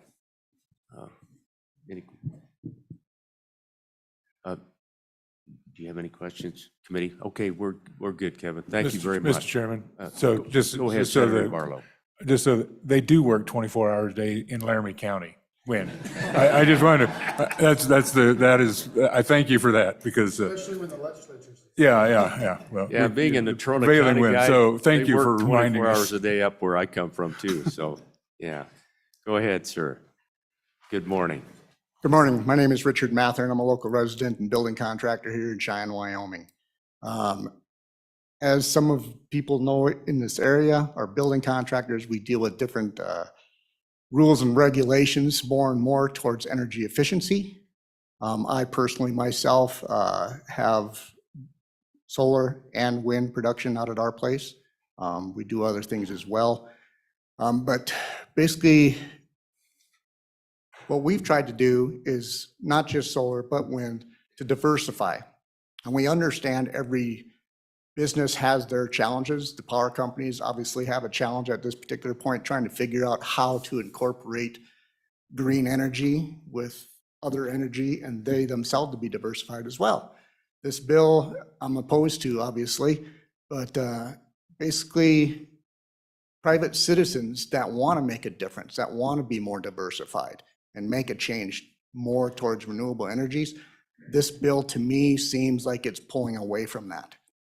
If these people want to invest money and invest in green energies, there's got to be a good way for them to be able to do that. And the way we're doing it with the net metering system now, I feel is a good, fair way to do it. And that's my 2 cents worth. Thank you for being here. Really appreciate it. Appreciate all the perspectives this morning. Good morning, Mr. Taylor. Morning, Mr. Chairman, members of the committee. Sean Taylor on behalf of Wyoming's Rural Electric Cooperatives. Since it was brought up in discussion, I figured I might as well get up here and maybe give a quick co-op 101. We have 11 distribution co-ops in Wyoming. 10 of those all have all requirements contracts with their cooperatively owned G&Ts, right? The G&Ts are owned by the co-ops, just like the co-ops are owned by the customers. We do have one up in the northwest corner of the state that gets a majority of their power from a federal hydro system, as well as they own a couple of their own hydro systems, so they don't have the avoided cost that the rest of the distribution systems do. We're neutral on the bill, and quite honestly, if it were to move forward, we would like to maybe see an amendment that makes the avoided cost. We've always kind of argued with the PSC that the avoided cost is a rate, and therefore, since we are not rate regulated, why do we need to go to the PSC to have our avoided cost rate approved? If we're entrusted to set rates for large industrial customers, for irrigators, for residential customers, why isn't this treated the same way? And we would probably bring an amendment if the bill moves forward to make that such. So I'll just leave it at that, Mr. Chairman. Any questions for Mr. Taylor? Mr. Taylor, just real quickly, just from a co-op perspective, is there a subsidy for any solar panel, or is it limited? For example, the big sprinkler systems that we see out across the state, there's all kinds of different solar installations. Are these subsidies applied across the board, or only if I put it on the top of my house? Mr. Chairman, as I mentioned in an earlier committee meeting, we've argued in the past that we do feel that there's some type of subsidy. We try our hardest not to have any kind of cross-subsidy rate, whether it's the big guys subsidizing the little guys or the irrigator being subsidized by the residential or whatever. We try our best to keep the subsidies out. But when this net metering issue has come up in the past, we have argued that we do feel that there is some type of subsidy, and we feel that we're the best ones to take care of it. Or in the case of this bill, maybe perhaps the PSC, but again, I go back to the fact that since we set our own rates for everything else, this shouldn't be treated any differently. Yeah, thank you for that. Appreciate it. Thank you for being here this morning. Can I ask him a question, Mr. Chairman? Yeah, Senator Case. Yeah. Thank you. And thank you, Mr. Chairman. Mr. Taylor, what would be the nature of your proposed amendment with respect to the cooperative's relationship with this bill? I was just thinking about it this morning, so I don't have any language, but off the top of my head, something to the effect that, those co-ops who are not rate regulated will set their own net metering rates. And these fine folks in the room here today and online, if they're members of the cooperative, they would have recourse just like the other ratepayers do. They would come and visit with our management and our board, and we go through the numbers. And if they're not happy with the explanation they get from those folks, they can go to the PSC. Yeah. And if it moves forward, I can work with the chairman, try and come up with some language. Mr. Chairman? Go ahead, Senator Case. Maybe you could work that language up a little bit. Maybe on the floor or something like Yeah, that. I'll give it a shot. Thanks. Appreciate it, Mr. Taylor. Thank you. Further testimony here in the room. Is there anyone else who would like to testify? Please come forward.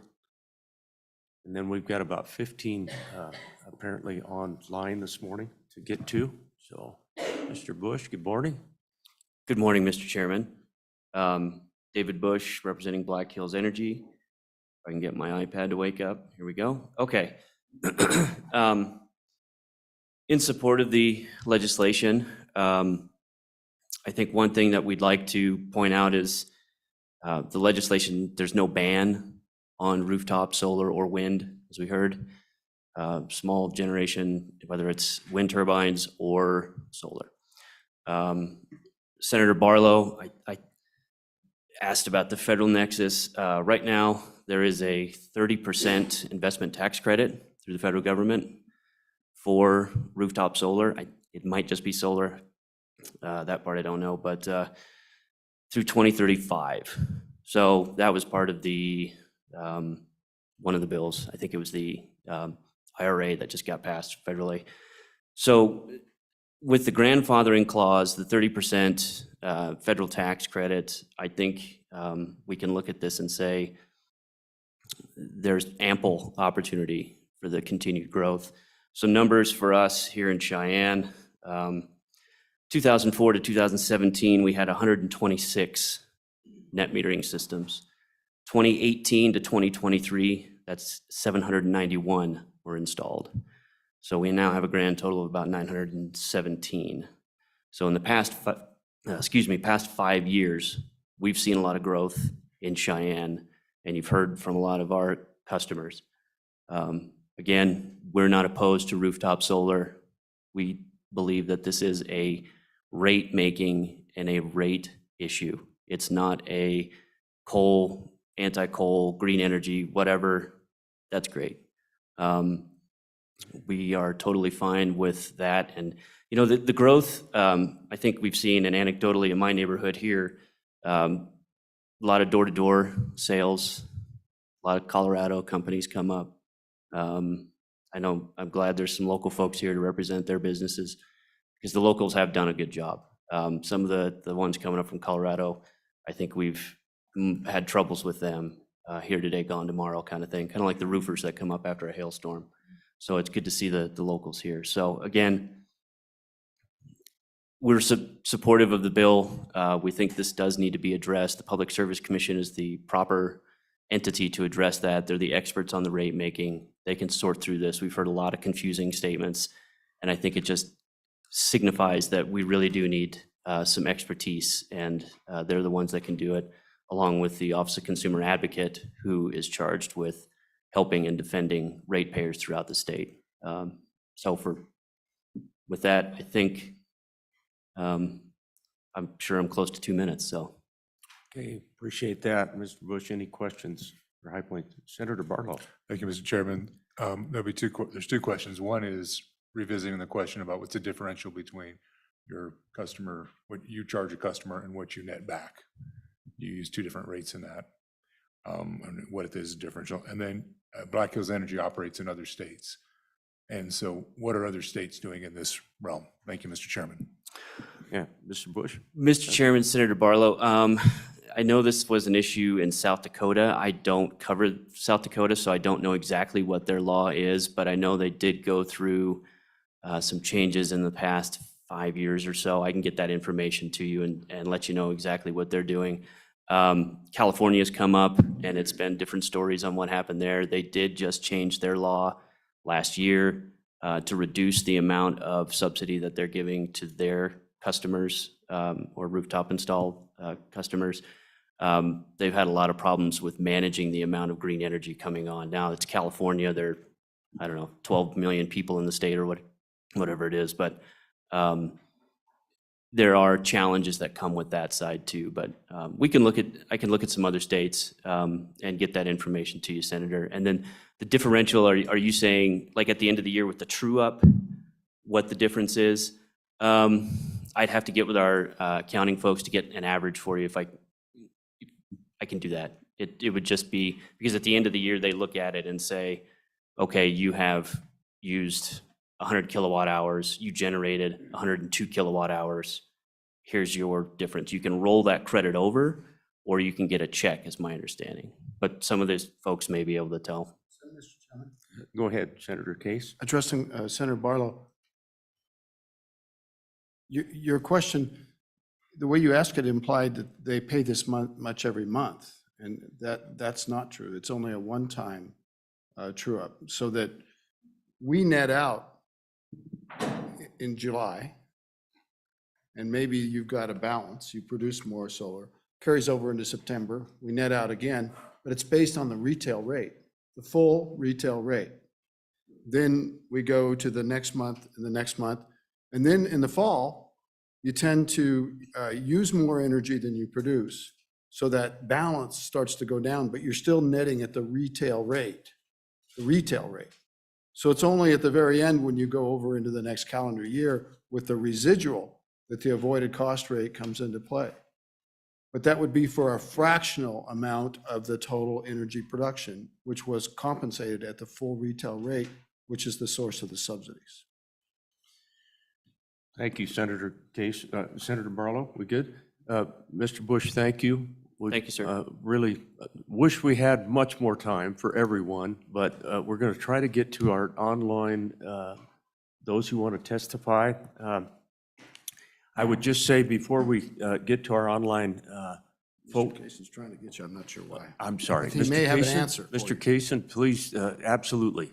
Please jump in, and then I'm going to give an instruction or two to those online this morning. Go ahead. My apologies, Chairman, for the interruption, but do have a response to Senator Barlow's Appreciate question on that. Thank you. differentiation. Thank you, Rick. I'm trying to go through long to make this quick. The net metering customers get compensated about 10.5 cents per kilowatt hour for all the energy that they put on the grid, which is an actual value of higher than what we can purchase it as well. Specifically to the question on a rate that is filed, of course, and approved by the Public Service Commission, that ranges from 0.8 cents to 2.9 cents per kilowatt hour, depending on the time of the day and the season as well. So hopefully that answers the question about that differentiation. Thank you, Mr. Kaysen. Yeah. So again, sir, in summary, is the question about the amount of the subsidization, or is it the principle of subsidization where non-net metering customers are compensating metering customers? Again, try to answer questions you may have, sir. Thank you, Mr. Kaysen. We appreciate that information. Okay, we're going to go to our online folks. I would ask that you please try not to repeat what's been said, and again, we've got a limit to about 2 minutes or less, just so we can get to everyone. Let's get started, and please allow folks in.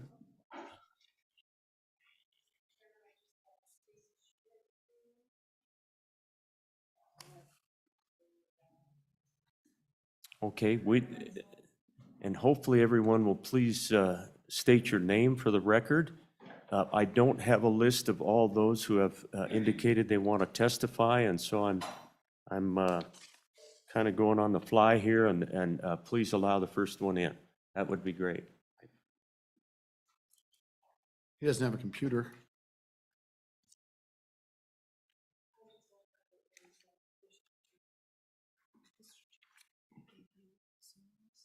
Oh, I'm sorry. Maybe the chairman has, my apologies. Okay, Trying to hide information we're all from you. set to go. Okay. Let's just start at the very top. Shannon Anderson.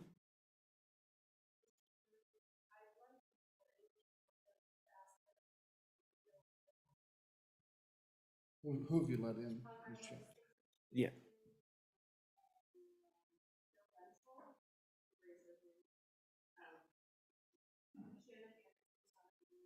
No problem. Let's just get started. Okay, okay. Good morning, sir. Please turn on your audio and take it away. Appreciate you being here. Bensel's a former colleague. I didn't realize that, Mr. Bensel. Welcome. Thank you, Mr. Chairman and committee. I appreciate you having us here today. Bill Bensel, Sheridan County. I will put aside my original comments and try to address some of the issues that have been brought up in your conversation. From what I'm hearing, some of the premise and figures to a very complex issue have become more questionable as this discussion has proceeded this morning. The penetration numbers for rooftop solar were claimed by our sponsor to be double digit. Figures that I have seen, including that in the Crossroad utility study, are less than 1%. And those were, I think, also echoed by our PSC chair. The penetration is small. And I remember not too long ago when I served with you, some of you gentlemen, it was non-existent. It is growing. But again, the penetration is still insignificant. Mr. Chairman, can I throw some? Go ahead, Senator Case, question or a comment? Mr. Hello, former Representative Bill Bensel. Hello. Hello. I didn't mean, I suggested that the rate of increase is 10%. I think we heard that from one of our utilities, not that it's 10% total penetration. I do understand that. But I think, and just be clear on that. I hope I didn't say that. Thank you for clarifying that. And Representative, go ahead. Keep going. My golly. Yes. Thank you, Mr. Chairman. Yes, clarity in this issue is terribly important. And based on that, I think we need to have more information, use cross-industry and even consumer information before making decisions on something as drastic as this, which would actually kill solar. There's no doubt in my mind in opposing this bill that this bill would do nothing more than terminate not just the businesses, but any incentives that individuals like myself would have to put in rooftop solar. It's been suggested also in some of the discussion today that this is big generators. I've heard that that language before. Again, this is less than 25 kilowatt. It's small. Most systems are far less than 25. And those individuals are still buying a balance of power from the utility and paying related charges. We do buy and we do pay for the balance of our needs. Issues and language about suffering and subsidization, I don't think is appropriate for these sort of discussions. It is a very esoteric discussion that relies on individuals with knowledge about utilities, but also from consumers. This should not be an emotional issue. It's not a partisan issue.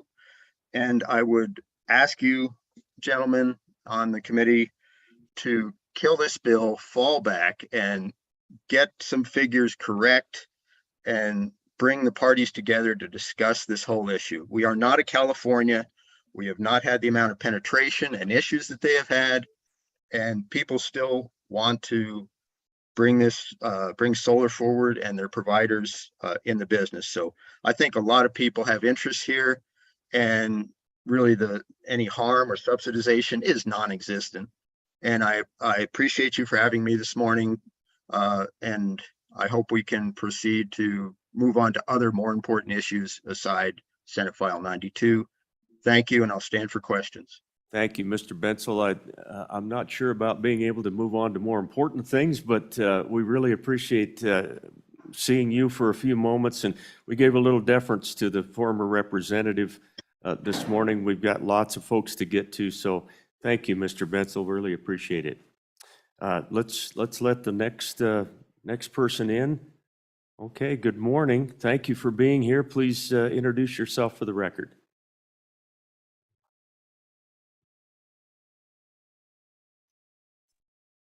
Okay, we need to have you unmute. I believe Okay. that maybe I'm the next person. I've been asked to unmute.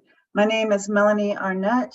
I will be installing solar panels on my roof this year through a Wyoming company.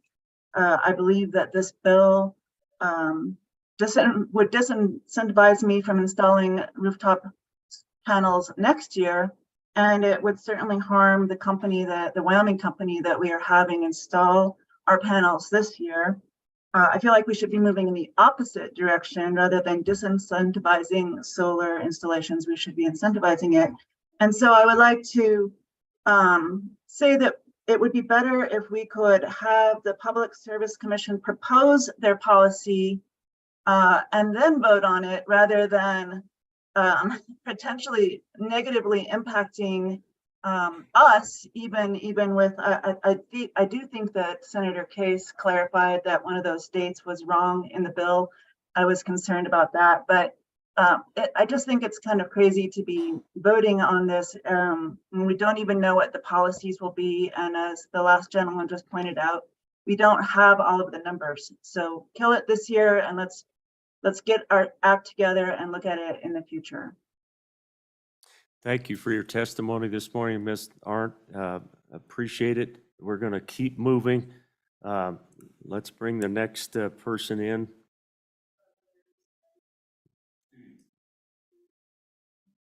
Thank you. Mr. Studi, Hello, can you hear me? we can. If you have video, you can certainly turn it on. If not, please give us your testimony this morning. Okay, I'm on, I see you. All righty. Larry Studi in Gillette, Wyoming, Campbell County. I'm a master electrician, have been for 30-some years. I own Studi Electrical Contracting. I do have a solar array system and do install them. The questions I have or concerns, I oppose this bill. I keep hearing about subsidies. Well, everybody I installed for, most of them have been pre-core. What they do there is you net meter back, you use your power, they store it for you. At the end of the year, they pay you 1.6 cents a kilowatt hour, but you remove your bank. So come January, which is in the middle of winter, then you're gonna start over again, producing power, and you're gonna end up buying power because it took your bank away. Concerning to Rocky Mountain, I have a son down in Laramie. They net meter, or he does. They do not pay you nothing, and then you just keep generating. And so I asked him, I said, well, once over time frame here, we'll just pick a number, you'll have 5 megawatt hours banked. Where does that go? And he said they use that extra power to pay people that can't afford electricity. Also, when they come up with subsidizing, being in the electrical trade over many years as I have been, right now, Rocky Mountain, Dakota, Montana, and Precor, when you install installation systems in your homes, whether it be transmission lines, transformers, poles, you as the customer pay for that. So I don't know where this subsidy stuff comes from. So I do oppose this bill. Is there any questions? Mr. Studi, really appreciate it. Thank you for taking the time to testify this morning. Wish we had more time, but thank you. Okay, thank you. We're going to keep moving.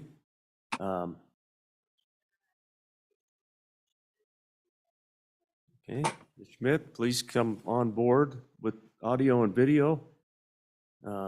Good morning. Just as soon as you're ready, we're ready for you.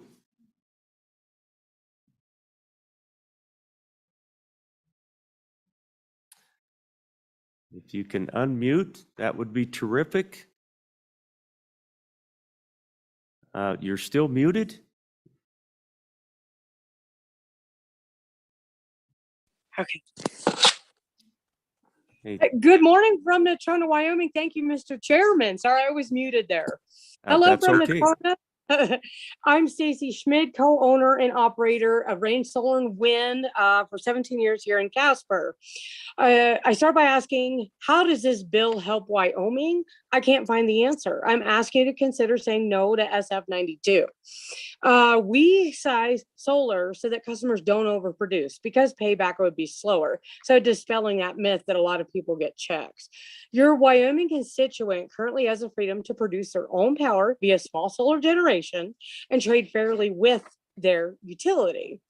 So this is good. And by the way, most of our installs are ground mounts, not roof, which they produce better. Why is this freedom grabbing bill bad?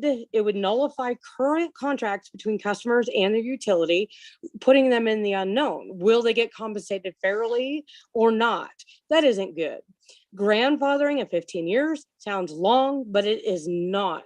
This won't help my fellow Wyomingite that has already spent their hard-earned monies investing in solar. It'll pull the rug out from underneath them. Because we don't know the future, don't put a cap on their system. Current solar net metering does not negatively impact anyone. You've all been provided these facts in the reports provided by the Wyoming Outdoor Council. I urge you to read them. Utilities are able to use the power from the solar grid during the day. It's not the sad story that you're hearing. They're losing money and cost shifting. There is just no proof of that. The point of this bill is to discourage small net metering under 25 kilowatts. Again, I ask why. Regarding this bill, I have spent hours on the phone with past, current, and future solar customers. They all ask the same question. Why are they going after us, the small solar generator? You've heard me testify in the past, these small solar net metering systems are a way of easing electric bills for everyone. Whether you personally like solar or not, don't take away their freedom to produce power and trade it fairly with their utility. This is a bad bill. The best months, by the way, are fall. Dispelling Senator Case's myth, and solar really does like cold and winter also, dispelling that myth as well. So do what's good for Wyoming, do what is good for freedom. I urge you to look for the truth first. Don't go after your constituents. Don't fix what's not broken. Keep solar net metering as it is because it's fair to all. I urge you to consider killing this bill, and thank you so much for your time. Thank you, Ms. Smith. Really appreciate it. We're going to move on. Mr. Kane, I see you on the screen. If you want to unmute, and please give us your testimony this morning. Again, hope we can be within about 2 minutes and keep moving. Thank you very much, Mr. Chairman and committee. Thank you for the opportunity to express a perspective. 2 points I'd like to make. One, I want to start out with a little detail about a study that was conducted recently. So Senate File 92 and prior legislation relating to net metering have all really been crafted in order to correct one thing, to reduce the potential of cross subsidies. So in 2021, a study was commissioned by a group of Wyoming conservation groups on behalf of their members who asked for a clearer understanding of whether or not there is a cost shift happening in Wyoming. The consulting firm Cross Border Energy was selected to conduct the study based on their depth of experience conducting similar studies in other states. The study was conducted in 2021 and 2022 using utility data from Rocky Mountain Power, High Plains Power, and Carbon Power and Light. The findings were highly specific to Wyoming in terms of its utility providers and its generation and transmission infrastructure. The findings conclusively showed that in Wyoming, rooftop solar does not result in a cost shift from net metered customers to other customers. In fact, the study demonstrated that a small cross subsidy occurs in the opposite direction. This report's been shared widely, and I encourage our legislators to review it prior to making any changes in our current rules.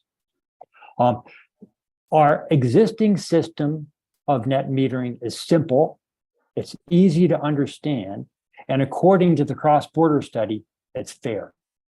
As a solar business owner, I'm concerned that the elegance of the existing system might be replaced by a patchwork of rates and rules that are specific to each individual utility and electric cooperative, and will add uncertainty and complexity where it's not needed. Thank you very much. Scott, thank you. Appreciate you being here this morning. We're going to keep moving to the next one. Okay, Ms. Kessler, good morning. That doesn't look like Steph. Good morning. Please introduce yourself. And there is Ms. Kessler, and then we will come to to whoever's next on the list there. So good morning, Ms. Kessler. Mr. Chairman and committee, thanks for this opportunity. I am testifying as a private citizen. I also want to make it clear I don't own any solar installation on my house or property. The National Association of Regulatory Commissioners, utility regulatory commissioners, have found that it's not worth being concerned about net metering shifting costs to others if the penetration is less than 5 or 10%. I factored my own electricity provider's net metering penetration, and it's 0.1%. My point is that this is all too small to matter right now. I also want to highlight that the Department of Energy has done an analysis to show that installation of energy efficiency measures are far more impactful to other ratepayers than net metering, and the national penetration rate of energy efficiency measures is 14%. I believe in freedom of choice to be more energy independent and freedom to save money on electricity bills and to be thrifty without getting punished for it. I grew up in a household where it was a virtue to turn off the lights and save energy. But now we're being told that those that don't consume enough energy on the grid are somehow wrong and are costing others, and we have to pay. I don't think there's fairness in this bill, and I urge you to oppose it. Thanks. Ms. Kessler, thank you very much. I appreciate you being here. Let's go on to our next. Okay, good morning. Please state your name for us this morning for the record. Good morning. I'm Madeline Dalrymple. I'm a ratepayer and a solar panel owner. I live in Laramie, Wyoming, and I'm here just as a citizen. And I want to thank Senator Case for his thoughtful introduction this morning. The reason that I invested in solar panels is because I really like the idea of a distributed energy system. 100 years ago, we could chop our own wood or we could buy coal or whatever. We had some choices, and I love having a choice. And I also, I was a middle income worker for 35 years. I took money out of my retirement to pay for the solar panels. I'm not a rich person. I did it because I wanted to invest in current and future energy generation. I wanted to do my part. So I am totally supportive of looking for ways to support the energy distribution utilities with alternate valuation. I don't think we should do it through net metering. And so I'm asking you all to oppose Senate File 92, and let's work on some other ways to make sure that we can support our distribution utilities. Thank you. Thank you, Madeline. Appreciate you being here this morning. Let's keep plugging away here. I recognize this next testifier, Mr. Gosar. Good morning. Please unmute. Good morning, Chairman Landon, members of the committee. Want to sing the old Pinedale Fight song? That's looking at you, Landon. But It's always good to see a fellow Wrangler. A lot of good things came out of Sublette County. Right. Go ahead, Mr. Kosa. Good morning. I am a director of a nonprofit who installed solar panels some years ago. My nonprofit takes care of the health services to people that are experiencing poverty or homelessness in Laramie, Wyoming. Our solar system has allowed us to offset the cost of electricity, which we pour right back into our services. We take care of 400 people in our community, 2,800 visits last year, over 4,000 prescription medicines provided for free. Those savings in electricity, although modest, between $80 and $100 a month, directly impact our clients. We prescribe and dispense medications, all of medications, at an average of $6 per prescription medication. So $80 or $100 is 15 to 16, up to 20 meds each month to people for free who are living at the margins. I think that that's really something that needs to be considered, the impact of net metering. I've written a letter in support of another nonprofit here in town who's looking to get a solar array on their building. They work in the food distribution for low-income people. And I really do appreciate this conversation. I just wanted to bring the impact of net metering and a maybe different perspective on what it means should this be eliminated. So I would thank you for your time. I really do appreciate it, and have a great morning. Good to see you, Pete. Thank you very much. Appreciate that perspective. Okay, anyone next who has hung in there with us this long? Anybody? Is there anyone else online who would like to testify? Just double checking over here to make sure that we've covered everybody. Do appreciate everyone who has hung in there with us this morning to testify. Okay, I think we're past our online contributors this morning. Oh, there is two more. Okay, back to the screen we go. Please allow the next two in, and we'll get.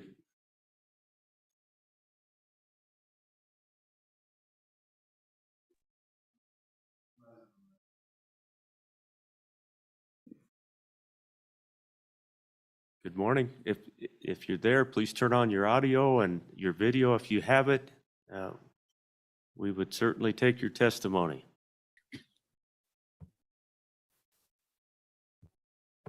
Okay, Ms. Cuthbert Hello. Millet, is that correct? Let's go with Ms. Cuthbert Millet, and then we'll come to our next contributor. So please take it away. Good morning.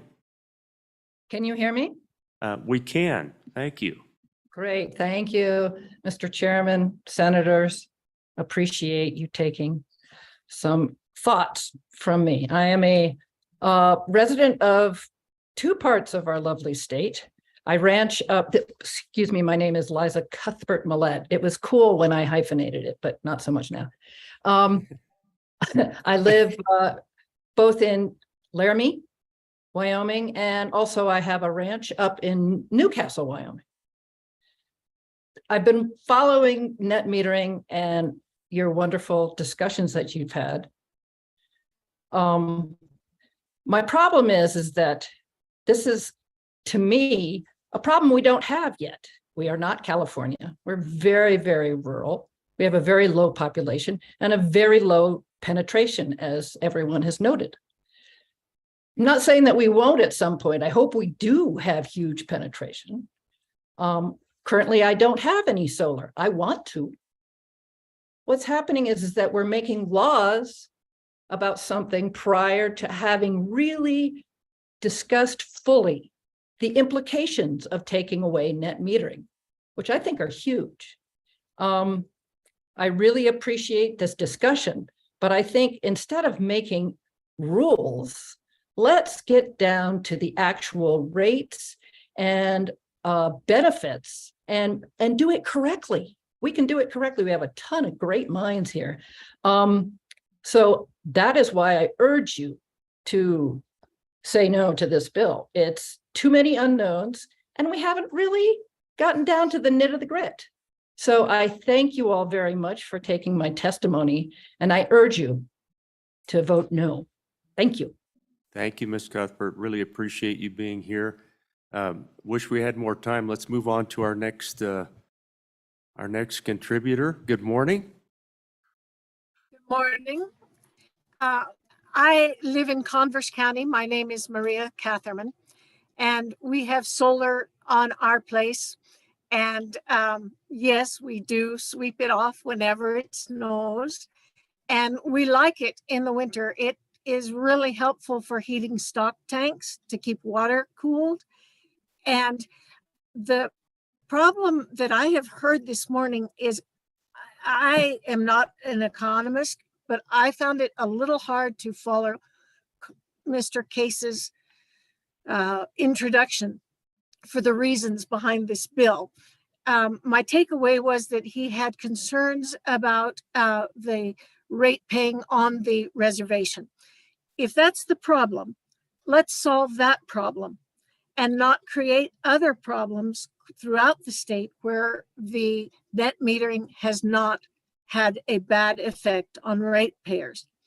If it's a problem on the reservation, I suggest Mr. Case look at a exclusive bill that can address their problems. Maybe we can help them with solar installations on the reservation. It would save a lot without having to run electrical lines where they aren't. And I think there's an opportunity there to do something good and innovative. None of us have felt comfortable with the numbers that we've heard today. Certainly, we understand that there's a low penetration rate, but we don't understand a lot of the numbers that were presented by the committee and by the study. So this bill, if it's needed, I don't see the need. I think it is early to pass something before we have the numbers and before all the constituents also understand those numbers and the need for the bill. Our solar system was put in by a local company. And in fact, I saw Stacy, our installer, and it has been nothing but good for us. It has worked really well. We are among the many who are thinking of heat pumps to heat our house instead of what we have now. And I think as people in this state suffer hotter summers, we're going to have more summer electricity use, even in the urban areas, from air conditioning.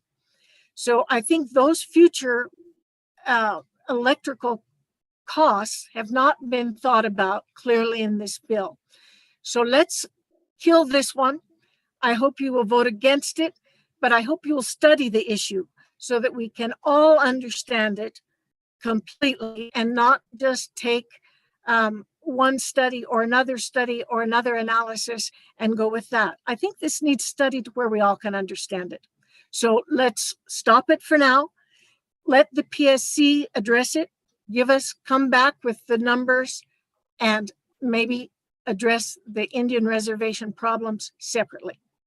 Thank you for your time. I hope to be there in person this morning and was not able, so I'm glad to be able to do video. We had a heck of a snowstorm up here. Thank you. Thank you, Ms. Catherine. Really appreciate it. Is there anyone else waiting to testify to us this morning? And we have no one else in the waiting room. Okay, thank you very much for that. We're going to close public testimony committee. What is your pleasure on this bill? Move the bill. Okay, moved by Senator Case. Let's work the bill, committee. There have been some things that have come up this morning that we may want to consider, I would assume. Senator Case? Yes, Mr. Chairman. First thing I'd like to do is to propose page 4, line 21, changing that date January 1st, 2034 to July 1st, 2039. In an earlier version of this bill, I thought about a 10-year sunset, or 10-year grandfather, and this extends it to 15 years, and it matches the language earlier on and should have been the same. So that gives 5 more years for the grandfather. Okay, do we have that amendment? Okay, yes. Okay, all those in favor of Senator Case's motion on line 21, page 4, please say aye. Aye. Any opposed, no. That amendment is passed. And Mr. Chairman, there's one Go more ahead, Senator cleanup. Case. Thank you, Mr. Chairman. I would move that on page 5, line 3, we strike that whole line, which the language is "and except as provided in subsection C of this section." Once again, that was from an earlier version of this bill, and there is no subsection C, and Okay. it's self-contained. Striking line 3 on page 5. All those in favor of the motion, please say aye. Aye. Any opposed, no. Okay, that, I was an I too, so. that We needed to amendment do is that. passed. Back to the bill. Mr. Chairman, any chance I could address a couple of things that were brought up? Absolutely. I wanted to cover, any amendments that we might want to add, and we're going to have some discussion. So go ahead, Senator Case. Well, thank you very much, Mr. Chairman. I think a lot of folks have mentioned that they don't see much difference between having the capability to self-generate with solar panels or wind turbines and efficiency measures they might undertake. For example, you can add more insulation to your house, you can put in better windows, and you can install energy-efficient light bulbs, all of which lower your peak demand on the system. The trouble is that producing electricity doesn't necessarily lower your peak demand. You'd have to be producing it at the peak. And we already know that that's probably not true for solar, but it's only by the remotest of coincidence that it would be consistently to shave your peak demand. So that what that means is people that have their own electricity production have the same peak and the same demand on the system that everybody else has. And I know everyone has said there's no subsidies and they pay for everything. But at that moment, when we are supplying energy to everybody, we're talking about generators, fuel, and planning for that environment. If you insulate your house, yes, indeed, we can count on that to be there when we need it next year and in decades to come. But if you're producing electricity, we can't count on that. It's only by coincidence. So that's why it's not the same thing. Energy efficient mechanisms and your own self-generation are not the same thing. They could be the same thing if you had a very robust battery system. But nobody's there yet. I mean a battery system that would last a long time, or you had a way that you could start up a generator when you needed it to provide. Those would be very valuable to our shared system that we have, and they should be compensated for that. But it's not the same thing. There's a lot about freedom. People are very self-reliant in Wyoming. I love that about Wyoming, and we're kind of libertarian, and I shouldn't interfere with their ability to generate their own power. I'm impressed with the system mentioned by the good doctor that he's invested $250,000 in. And that shows real moxie to do that and managerial, but it comes at the cost. That freedom is not freedom. It comes at the requirement of a shared network that still has to exist to do his peak. If he was totally off the grid or had storage that was robust enough to supply the grid, yes, we could talk about freedom, but freedom, this is not about freedom. It's only freedom at the expense of other customers on the system that don't have the capabilities. Mr. Chairman, this is not about just the Wind River Indian Reservation. It's a statewide problem. It's very graphic in my district on the Wind River Reservation with a distribution cooperative called High Plains Power. They know the subsidy very precise, and I have those numbers, but I'm not going to release their numbers. In fact, they're discussing this with the PSC right now, is my understanding. They show that a subsidy exists from rooftop to rooftop and other power producers from other customers, including these people on the reservation. Cheyenne has poor people. Cheyenne has people in apartment buildings. Cheyenne has elderly people that don't want to fool the system. Not everybody has that opportunity. Not everybody can spend $250,000 for a system. The study has been referenced, and I have some, the study is a value of solar study that has been referenced and provided and commissioned for Wyoming. They use the wrong cost. They use avoided costs. They don't use the retail rates, which we talked about with respect to, I believe it was Rocky Mountain Power, that said they're paying over 10 cents and their avoided cost rates are way down here. This study used the wrong rates. They base it on avoided costs. But not only that, they consider all sorts of environmental benefits and things that this legislature has never created a path that we need to consider that for rate making. I think we should consider that path, but this study says that those environmental benefits, which we don't recognize, should be considered. Mr. Chairman, the experts need to handle this. Do you have any doubt that in 3 or 4 or 5 years there'd be more, and that this hearing would last longer, and that the arguments would be any different? This is the time to get it over to the expert agency and let them find a solution. And if a 16.5-year grandfathering is not fair, I don't know what could possibly be fair. I stand. Thank you, Chairman Case. Appreciate that. Further discussion on this bill. Senator Barlow. Thank you, Mr. Chairman. So actually, Senator Case brings up a question that I've had in my mind.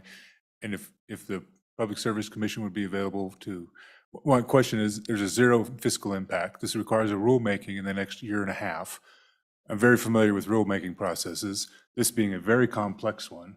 So I want to know, and even the good Chairman Case has been concerned about the burden we've put on our Public Service Commission and other things, including the bill that we're going to take up at noon today, which has a component of the public, issue. So I want to know, if this bill were to pass, does the commission believe they have the capacity to actually fulfill Chairman the Petrie? requirements of Section 4? Thank you, Mr. Chairman. Chairman Petrie, would you be willing to come over and give us your thoughts on that front? I think that's a very important discussion to have alongside this bill. So, Mr. Chairman, members, again, Chris Petrie, Chairman of the Public Service Commission. As I understand this bill, I do not believe this would be a terribly burdensome rulemaking proceeding for the commission. However, we do conduct a very vigorous effort to involve the public, all who might be interested in rulemaking proceedings and in our other proceedings under the Administrative Procedures Act, which there would be under this bill. And we did not make any statement of a fiscal impact or an administrative impact on this bill. We're pretty good at conducting rulemaking. It's not burden-free, but we have conducted rulemaking pretty much continuously for one reason or another for the last few years. I believe that this would fit into our rulemaking process and routine without imposing a great burden on the commission. There would be some public comment meetings and some rulemaking hearings, very likely, and also public proceedings that get noticed. There's an opportunity for participation either through comments or intervention and administrative litigation, actually, for parties who are really interested in what we're doing. But I think that generally fits into our regular course of business, and I wouldn't foresee a huge additional burden from this particular assignment. okay.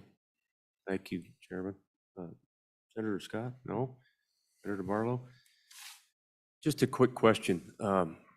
Chairman, if this bill passes, that doesn't necessarily mean that subsidies for power produced would necessarily go away. Isn't that correct? I mean, what we're doing is handing that over for you to review and to establish rules that you see fit. Can you comment on that for me? Mr. Chairman, members, our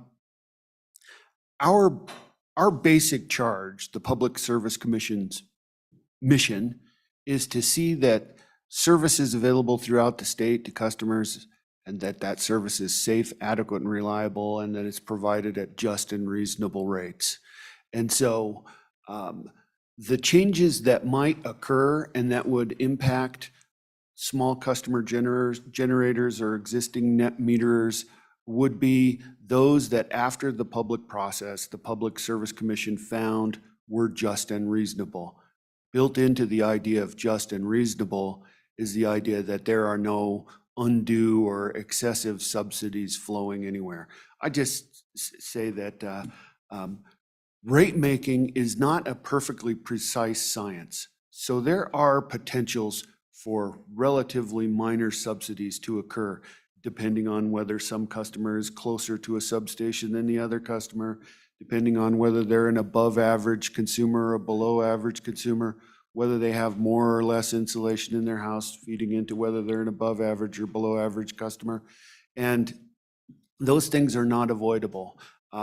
What I would understand that this bill assigns us to do is to eliminate anything that is found to be an unreasonable subsidization across the different customer types. But not necessarily eliminate it altogether, potentially. So thank you, Mr. Chairman. Appreciate that. Anything else, committee? Okay. Thank you. Further discussion? Further discussion on the bill? Are you ready for a question on the bill? Okay. Ladies, if you would please take roll on Senate File 92.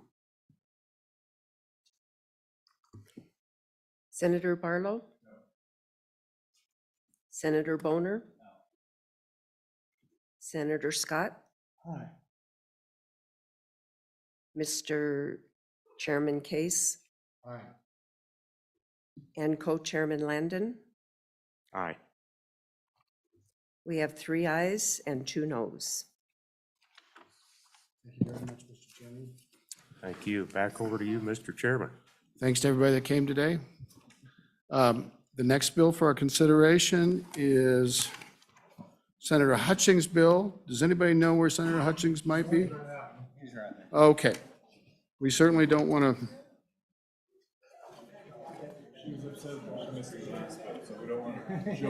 No.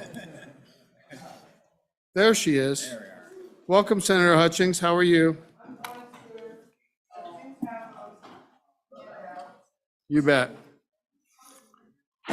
So everybody online and in the audience, the next bill that we're going to consider is Senate File number 131, Prohibition on Delivery of Unsolicited Ballot Forms.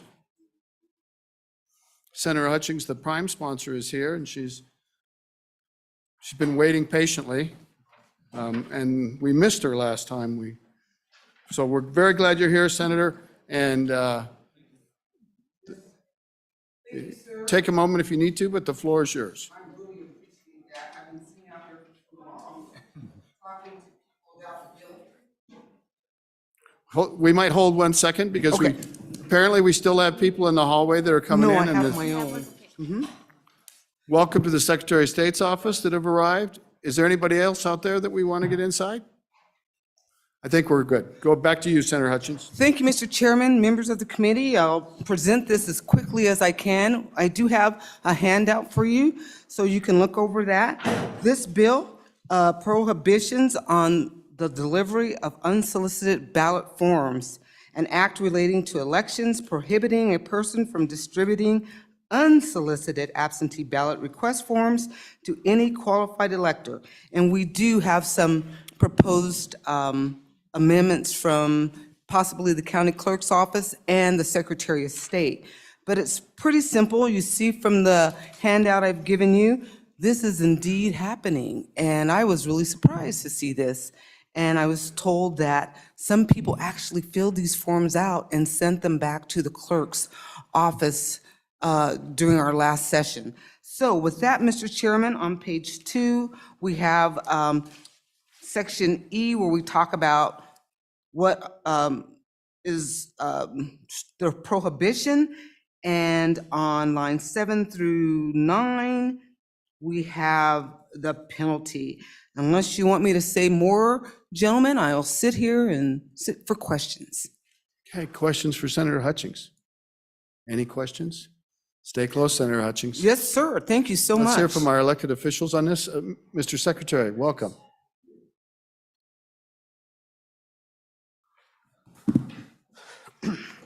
The floor is yours, sir. Thank you, Mr. Chairman. For the record, I'm Chuck Gray, the Wyoming Secretary of State, and to my right is Joe Rubino, our Chief Policy Director, General Counsel. As the Wyoming Secretary of State, I respectfully ask this committee, we support Senate File 131. Secretary of State, ensuring that Wyoming citizens have faith and confidence in our elections is one of my top priorities.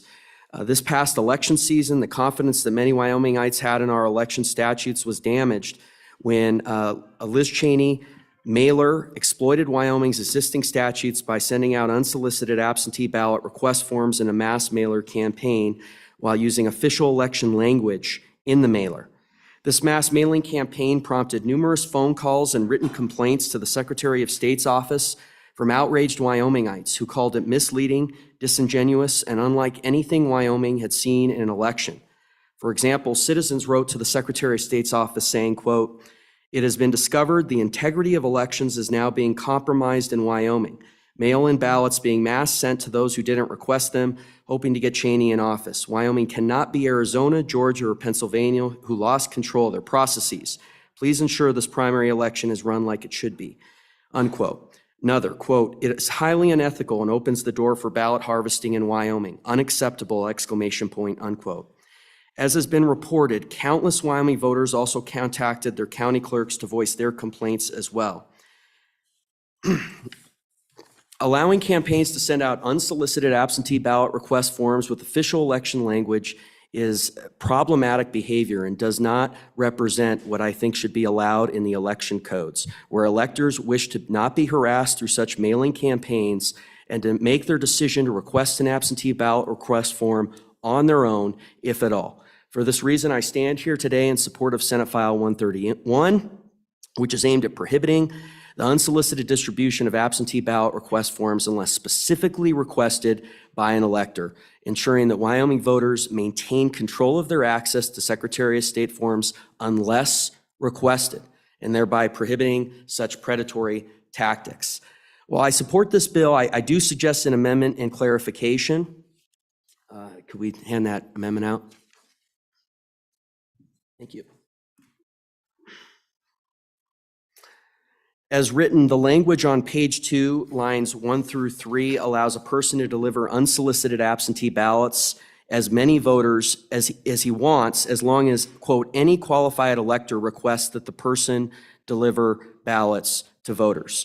As you can imagine, the way this is really worded, I think, defeats the intent of the bill, as any qualified elector could request an absentee ballot request form for anyone else. So Joe could say, "Please send this to Mary," and the way we read this statute, that would be allowed, and that's not the intent, that one individual out there could say, "Send this to any other individual," and we think that this amendment clarifies the intent of the bill, so would ask the committee to consider that amendment favorably.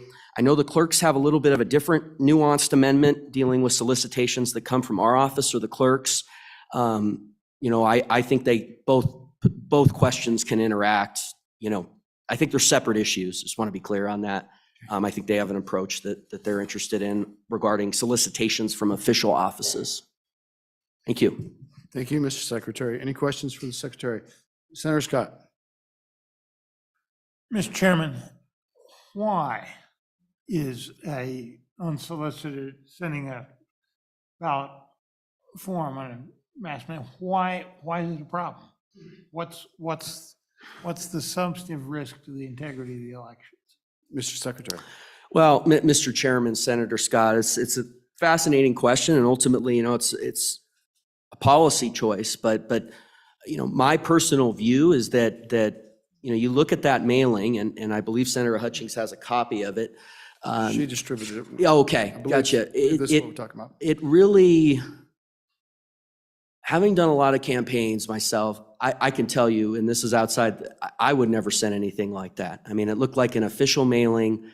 I think, and I got calls saying, "What are the clerks doing running for Secretary of State?" And I said, immediately called Clerk Irvin, and and I could tell that didn't come from them.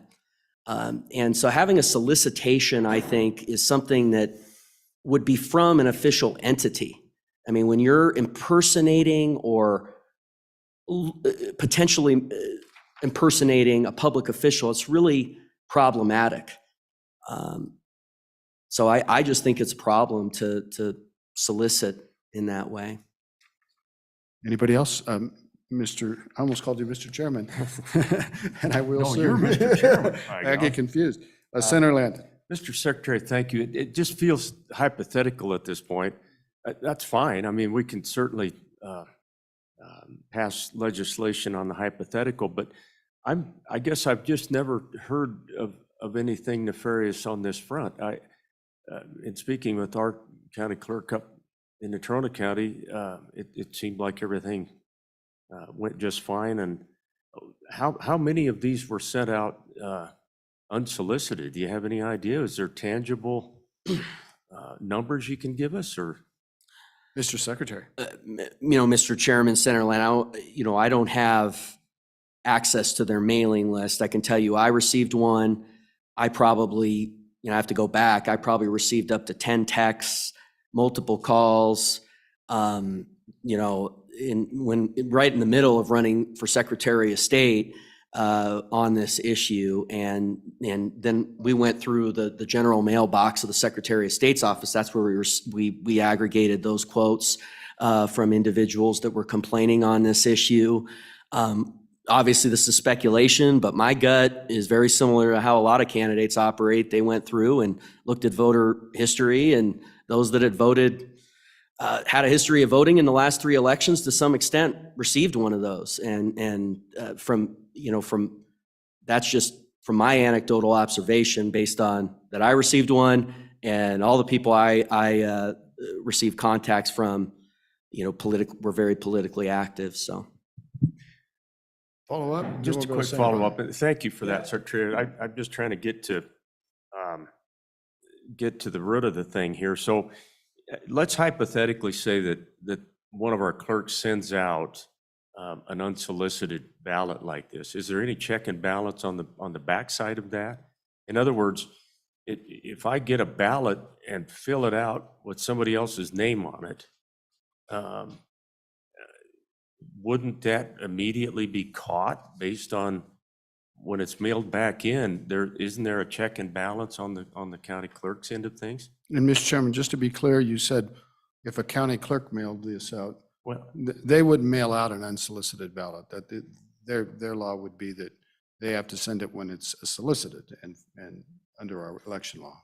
Okay, my apologies. Even more important that we get understood before we go up on the floor. This was a third party. Oh, this is a third party. Yeah. Okay. This was a candidate, I believe, or candidate's campaign. Okay, thank you. The light bulb's starting to come on, Mr. Secretary. Mr. Secretary. Thank you, Mr. Go Chairman. right ahead. Senator Landon, I think the clerks have some language to clarify that an official entity, the clerks and the SOS could in certain circumstance, provide information about, how to request an absentee ballot. They have language on that, but this is a candidate that we're dealing. This is the language. The intent, I think, is to deal with a candidate, which is what we had in our last cycle situation. Thank you for that clarification. Thank you, Mr. Senator Boner. Thank you, Mr. Chairman. Along lines of Senator Landon's question, we all know when somebody requests an absentee ballot. Was there a corresponding increase in requests for absentee ballots in the wake and immediate aftermath of this unsolicited flyer being sent out? I'm just trying to judge the effectiveness of what they're trying to do, and if we have any. I know we would have that information. I'm just wondering if anybody's put it together. Yeah, Mr. Secretary. Yeah, thank you, Mr. Chairman. I don't have that data. I think we could try to get some data for you on that, and I think the clerks maybe could weigh in on that as well. I don't have any data on that. And then also, does correlation equal causation? It came 3 weeks before the election. I couldn't prove that, obviously. But very, very possibly our clerks would have some anecdotal, they were aware of it happening in their areas, and they can address that. Anybody else? Questions for Mr. Secretary? Thank you, Mr. Secretary. Stay close. Ms. Langford, are you ready to go on this? And you can bring up all your friends. I mean, the friends that are just in this room. I know you have a lot of friends. Ms. Langford, Mr. Chairman, committee. pull good that morning. close, would you? It's weird. How's that? Better. Is that better? Okay. Out of breath. I was up downstairs. Mr. Chairman and committee, good morning. I'm Mary Langford, and I have the honor of representing the county clerks of the state of Wyoming. And joining me at the table today is the Honorable Deborah Lee from Laramie County, as well as the Honorable Malcolm Irvin, who is the president of our association. And we're happy to be able to be here and to testify on this bill. Okay. And I'm going to defer to Malcolm. Thank you. Thank you. Go ahead. Thank you, Mr. Chairman. Malcolm Irvin, Platte County Clerk and President of the Clerks Association. It's always an honor to testify in front of this committee. It's more pleasurable when we're not talking census blocks, so I appreciate that.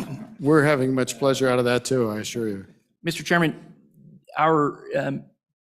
in 2020, the Secretary of State's office worked closely with county clerks about how we would address the coronavirus pandemic and how polling places would look, how we would really respond to that situation.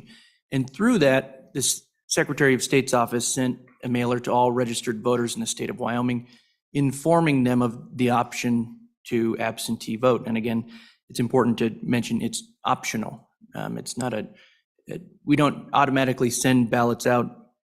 And that's one thing in this discussion I think needs to be very clear. We're not talking about sending unsolicited ballots. We're talking about unsolicited ballot forms, essentially the application to obtain a ballot. Mr. Chairman, what we would ask is that on page 2, line 2, behind no person, except the Wyoming Secretary of State and county clerk offices. That would allow us to conduct official election business and correspondence with voters, which is our statutory task. And so, Mr. Chairman, we would ask that we retain that ability. And again, without that application, we would not send a ballot unsolicited. Mr. Chairman, absentee voting continues to be a secure, efficient, and most important, optional form of voting, especially for voters in the most rural parts of our state. For instance, those folks that live in Mammoth in Yellowstone National Park who are entitled to vote in Wyoming, their nearest polling place is many hours away, and you would have to traverse through the park in November, which in many cases would be impossible. And so, Mr. Chairman, I know the Park County Clerk's Office has conversation and correspondence with those voters that informs them this is an option that you can employ. And it may be one, especially in November, that would be beneficial for you as a voter. But again, it's that voter's choice. And so, Mr. Chairman, we would just ask for that simple amendment on page 2, line 2. And we'd stand for any questions. Thank you. Ignorant question. It says no person except the Secretary of State and county. I didn't know the Secretary of State actually sent out any ballots. And Mr. Chairman, thank you for that question. And that's my fault for not explaining more clearly. Again, we're just talking the absentee ballot request form. Okay. And so again, the ballot itself does come from the county clerk's office, but we're talking two different Once issues. again, I mixed up the vernacular. Thank you so, very Mr. much. Chairman, this would allow I'll say it publicly and on record, I hope we never face an election like we had to in 2020 in the midst of a pandemic. But for some unforeseen circumstance, if we were able to work with the Secretary of State's office in the future on an issue similar, them retaining that ability, we think, and it would be Secretary Gray who would speak to that, but we think that as election administrators, being able to at least send that correspondence and the request form, not the ballot itself, Mr. Chairman. Thank you. Senator Scott. Mr. Chairman, county clerks have been champions of election integrity in the state, and real champions of it. My question to you is the same one I asked the Secretary of State. Why do we need this bill? What harm does having these forms distributed do?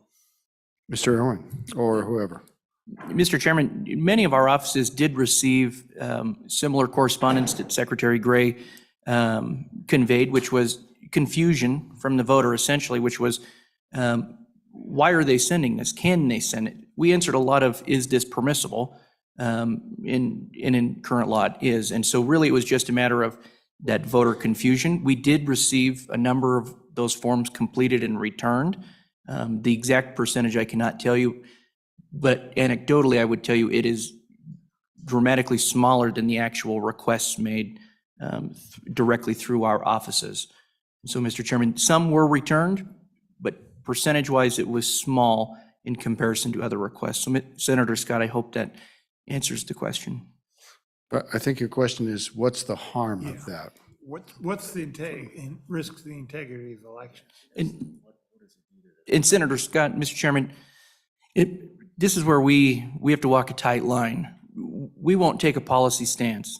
And so I think, Senator Scott, with all due respect, that's a very appropriate question and one that the two bodies will debate vigorously, I'm sure. But Senator Scott, for us, we want to be very careful we don't walk that line of weighing in on a policy decision, but just let you know administratively how it would impact us. Well done, Mr. Irwin. Ms. Langford. Mr. Chairman, I'll be a little more to the point. In the past, there have been different efforts by parties, by candidates, whatever, to encourage folks to absentee vote. And they will send out information that facilitates those voters to request an absentee ballot. Those requests need to come back to the county clerk so they can fill those out. But the thing that's always been an issue for me as an administrator of an election is usually those come after we have already distributed our absentee ballots. So at 45 days, absentee ballots go out to the folks that have requested those absentee ballots. And there's folks that are, a lot of folks that they exclusively vote absentee. They stay regularly informed with the county clerk's office that they want an absentee ballot. So those ones that go out then here comes this solicitation with ballot requests that come after they've already received an absentee ballot, and then the voter's confused. They've already requested an absentee ballot. They may have received an absentee ballot. Now they're receiving another piece of information that says you need to request an absentee ballot. So that would eliminate all of that confusion for the voters. So it's totally to the advantage of the voters to be able to eliminate some of that junk mail that you get at election time. Okay. Senator Landon. Well, just real quickly, I know we're running out of time, but Ms. Langford, that was what I was trying to get to with my question earlier is regardless of how or where these come from, your office will know if that particular person has already been sent an absentee ballot. Will you not? Mr. Chairman, Senator Landon, yes. Absentee ballots are tracked from the minute that they're put in an envelope till the minute that they go into the tabulator in the machine. So the county clerk knows exactly where they're at all times. And so if there is another request that comes in, yeah, it's not honored. It's thrown in the trash. And a follow-up. Go ahead. So Ms. Langford, then, so if it's past a deadline of any kind, you simply just don't mail it out, right? In other words, if one of these arrived and it was 3 or 4 days before the election, you just simply set it in the stack over on the left side of the desk, right? Mr. Chairman, Senator Landon, yes. Okay, thank you. Anybody else? Anything else from your end? Let's get, oh, sorry. Senator Barlow, you moved your hand. So, Mr. Chairman, if I could, so, I mean, we were provided this. I have no idea, maybe the bottom part of it is some part of an official state document. No, it's, or the this is entirety. totally a third-party thing. It's a campaign, I believe.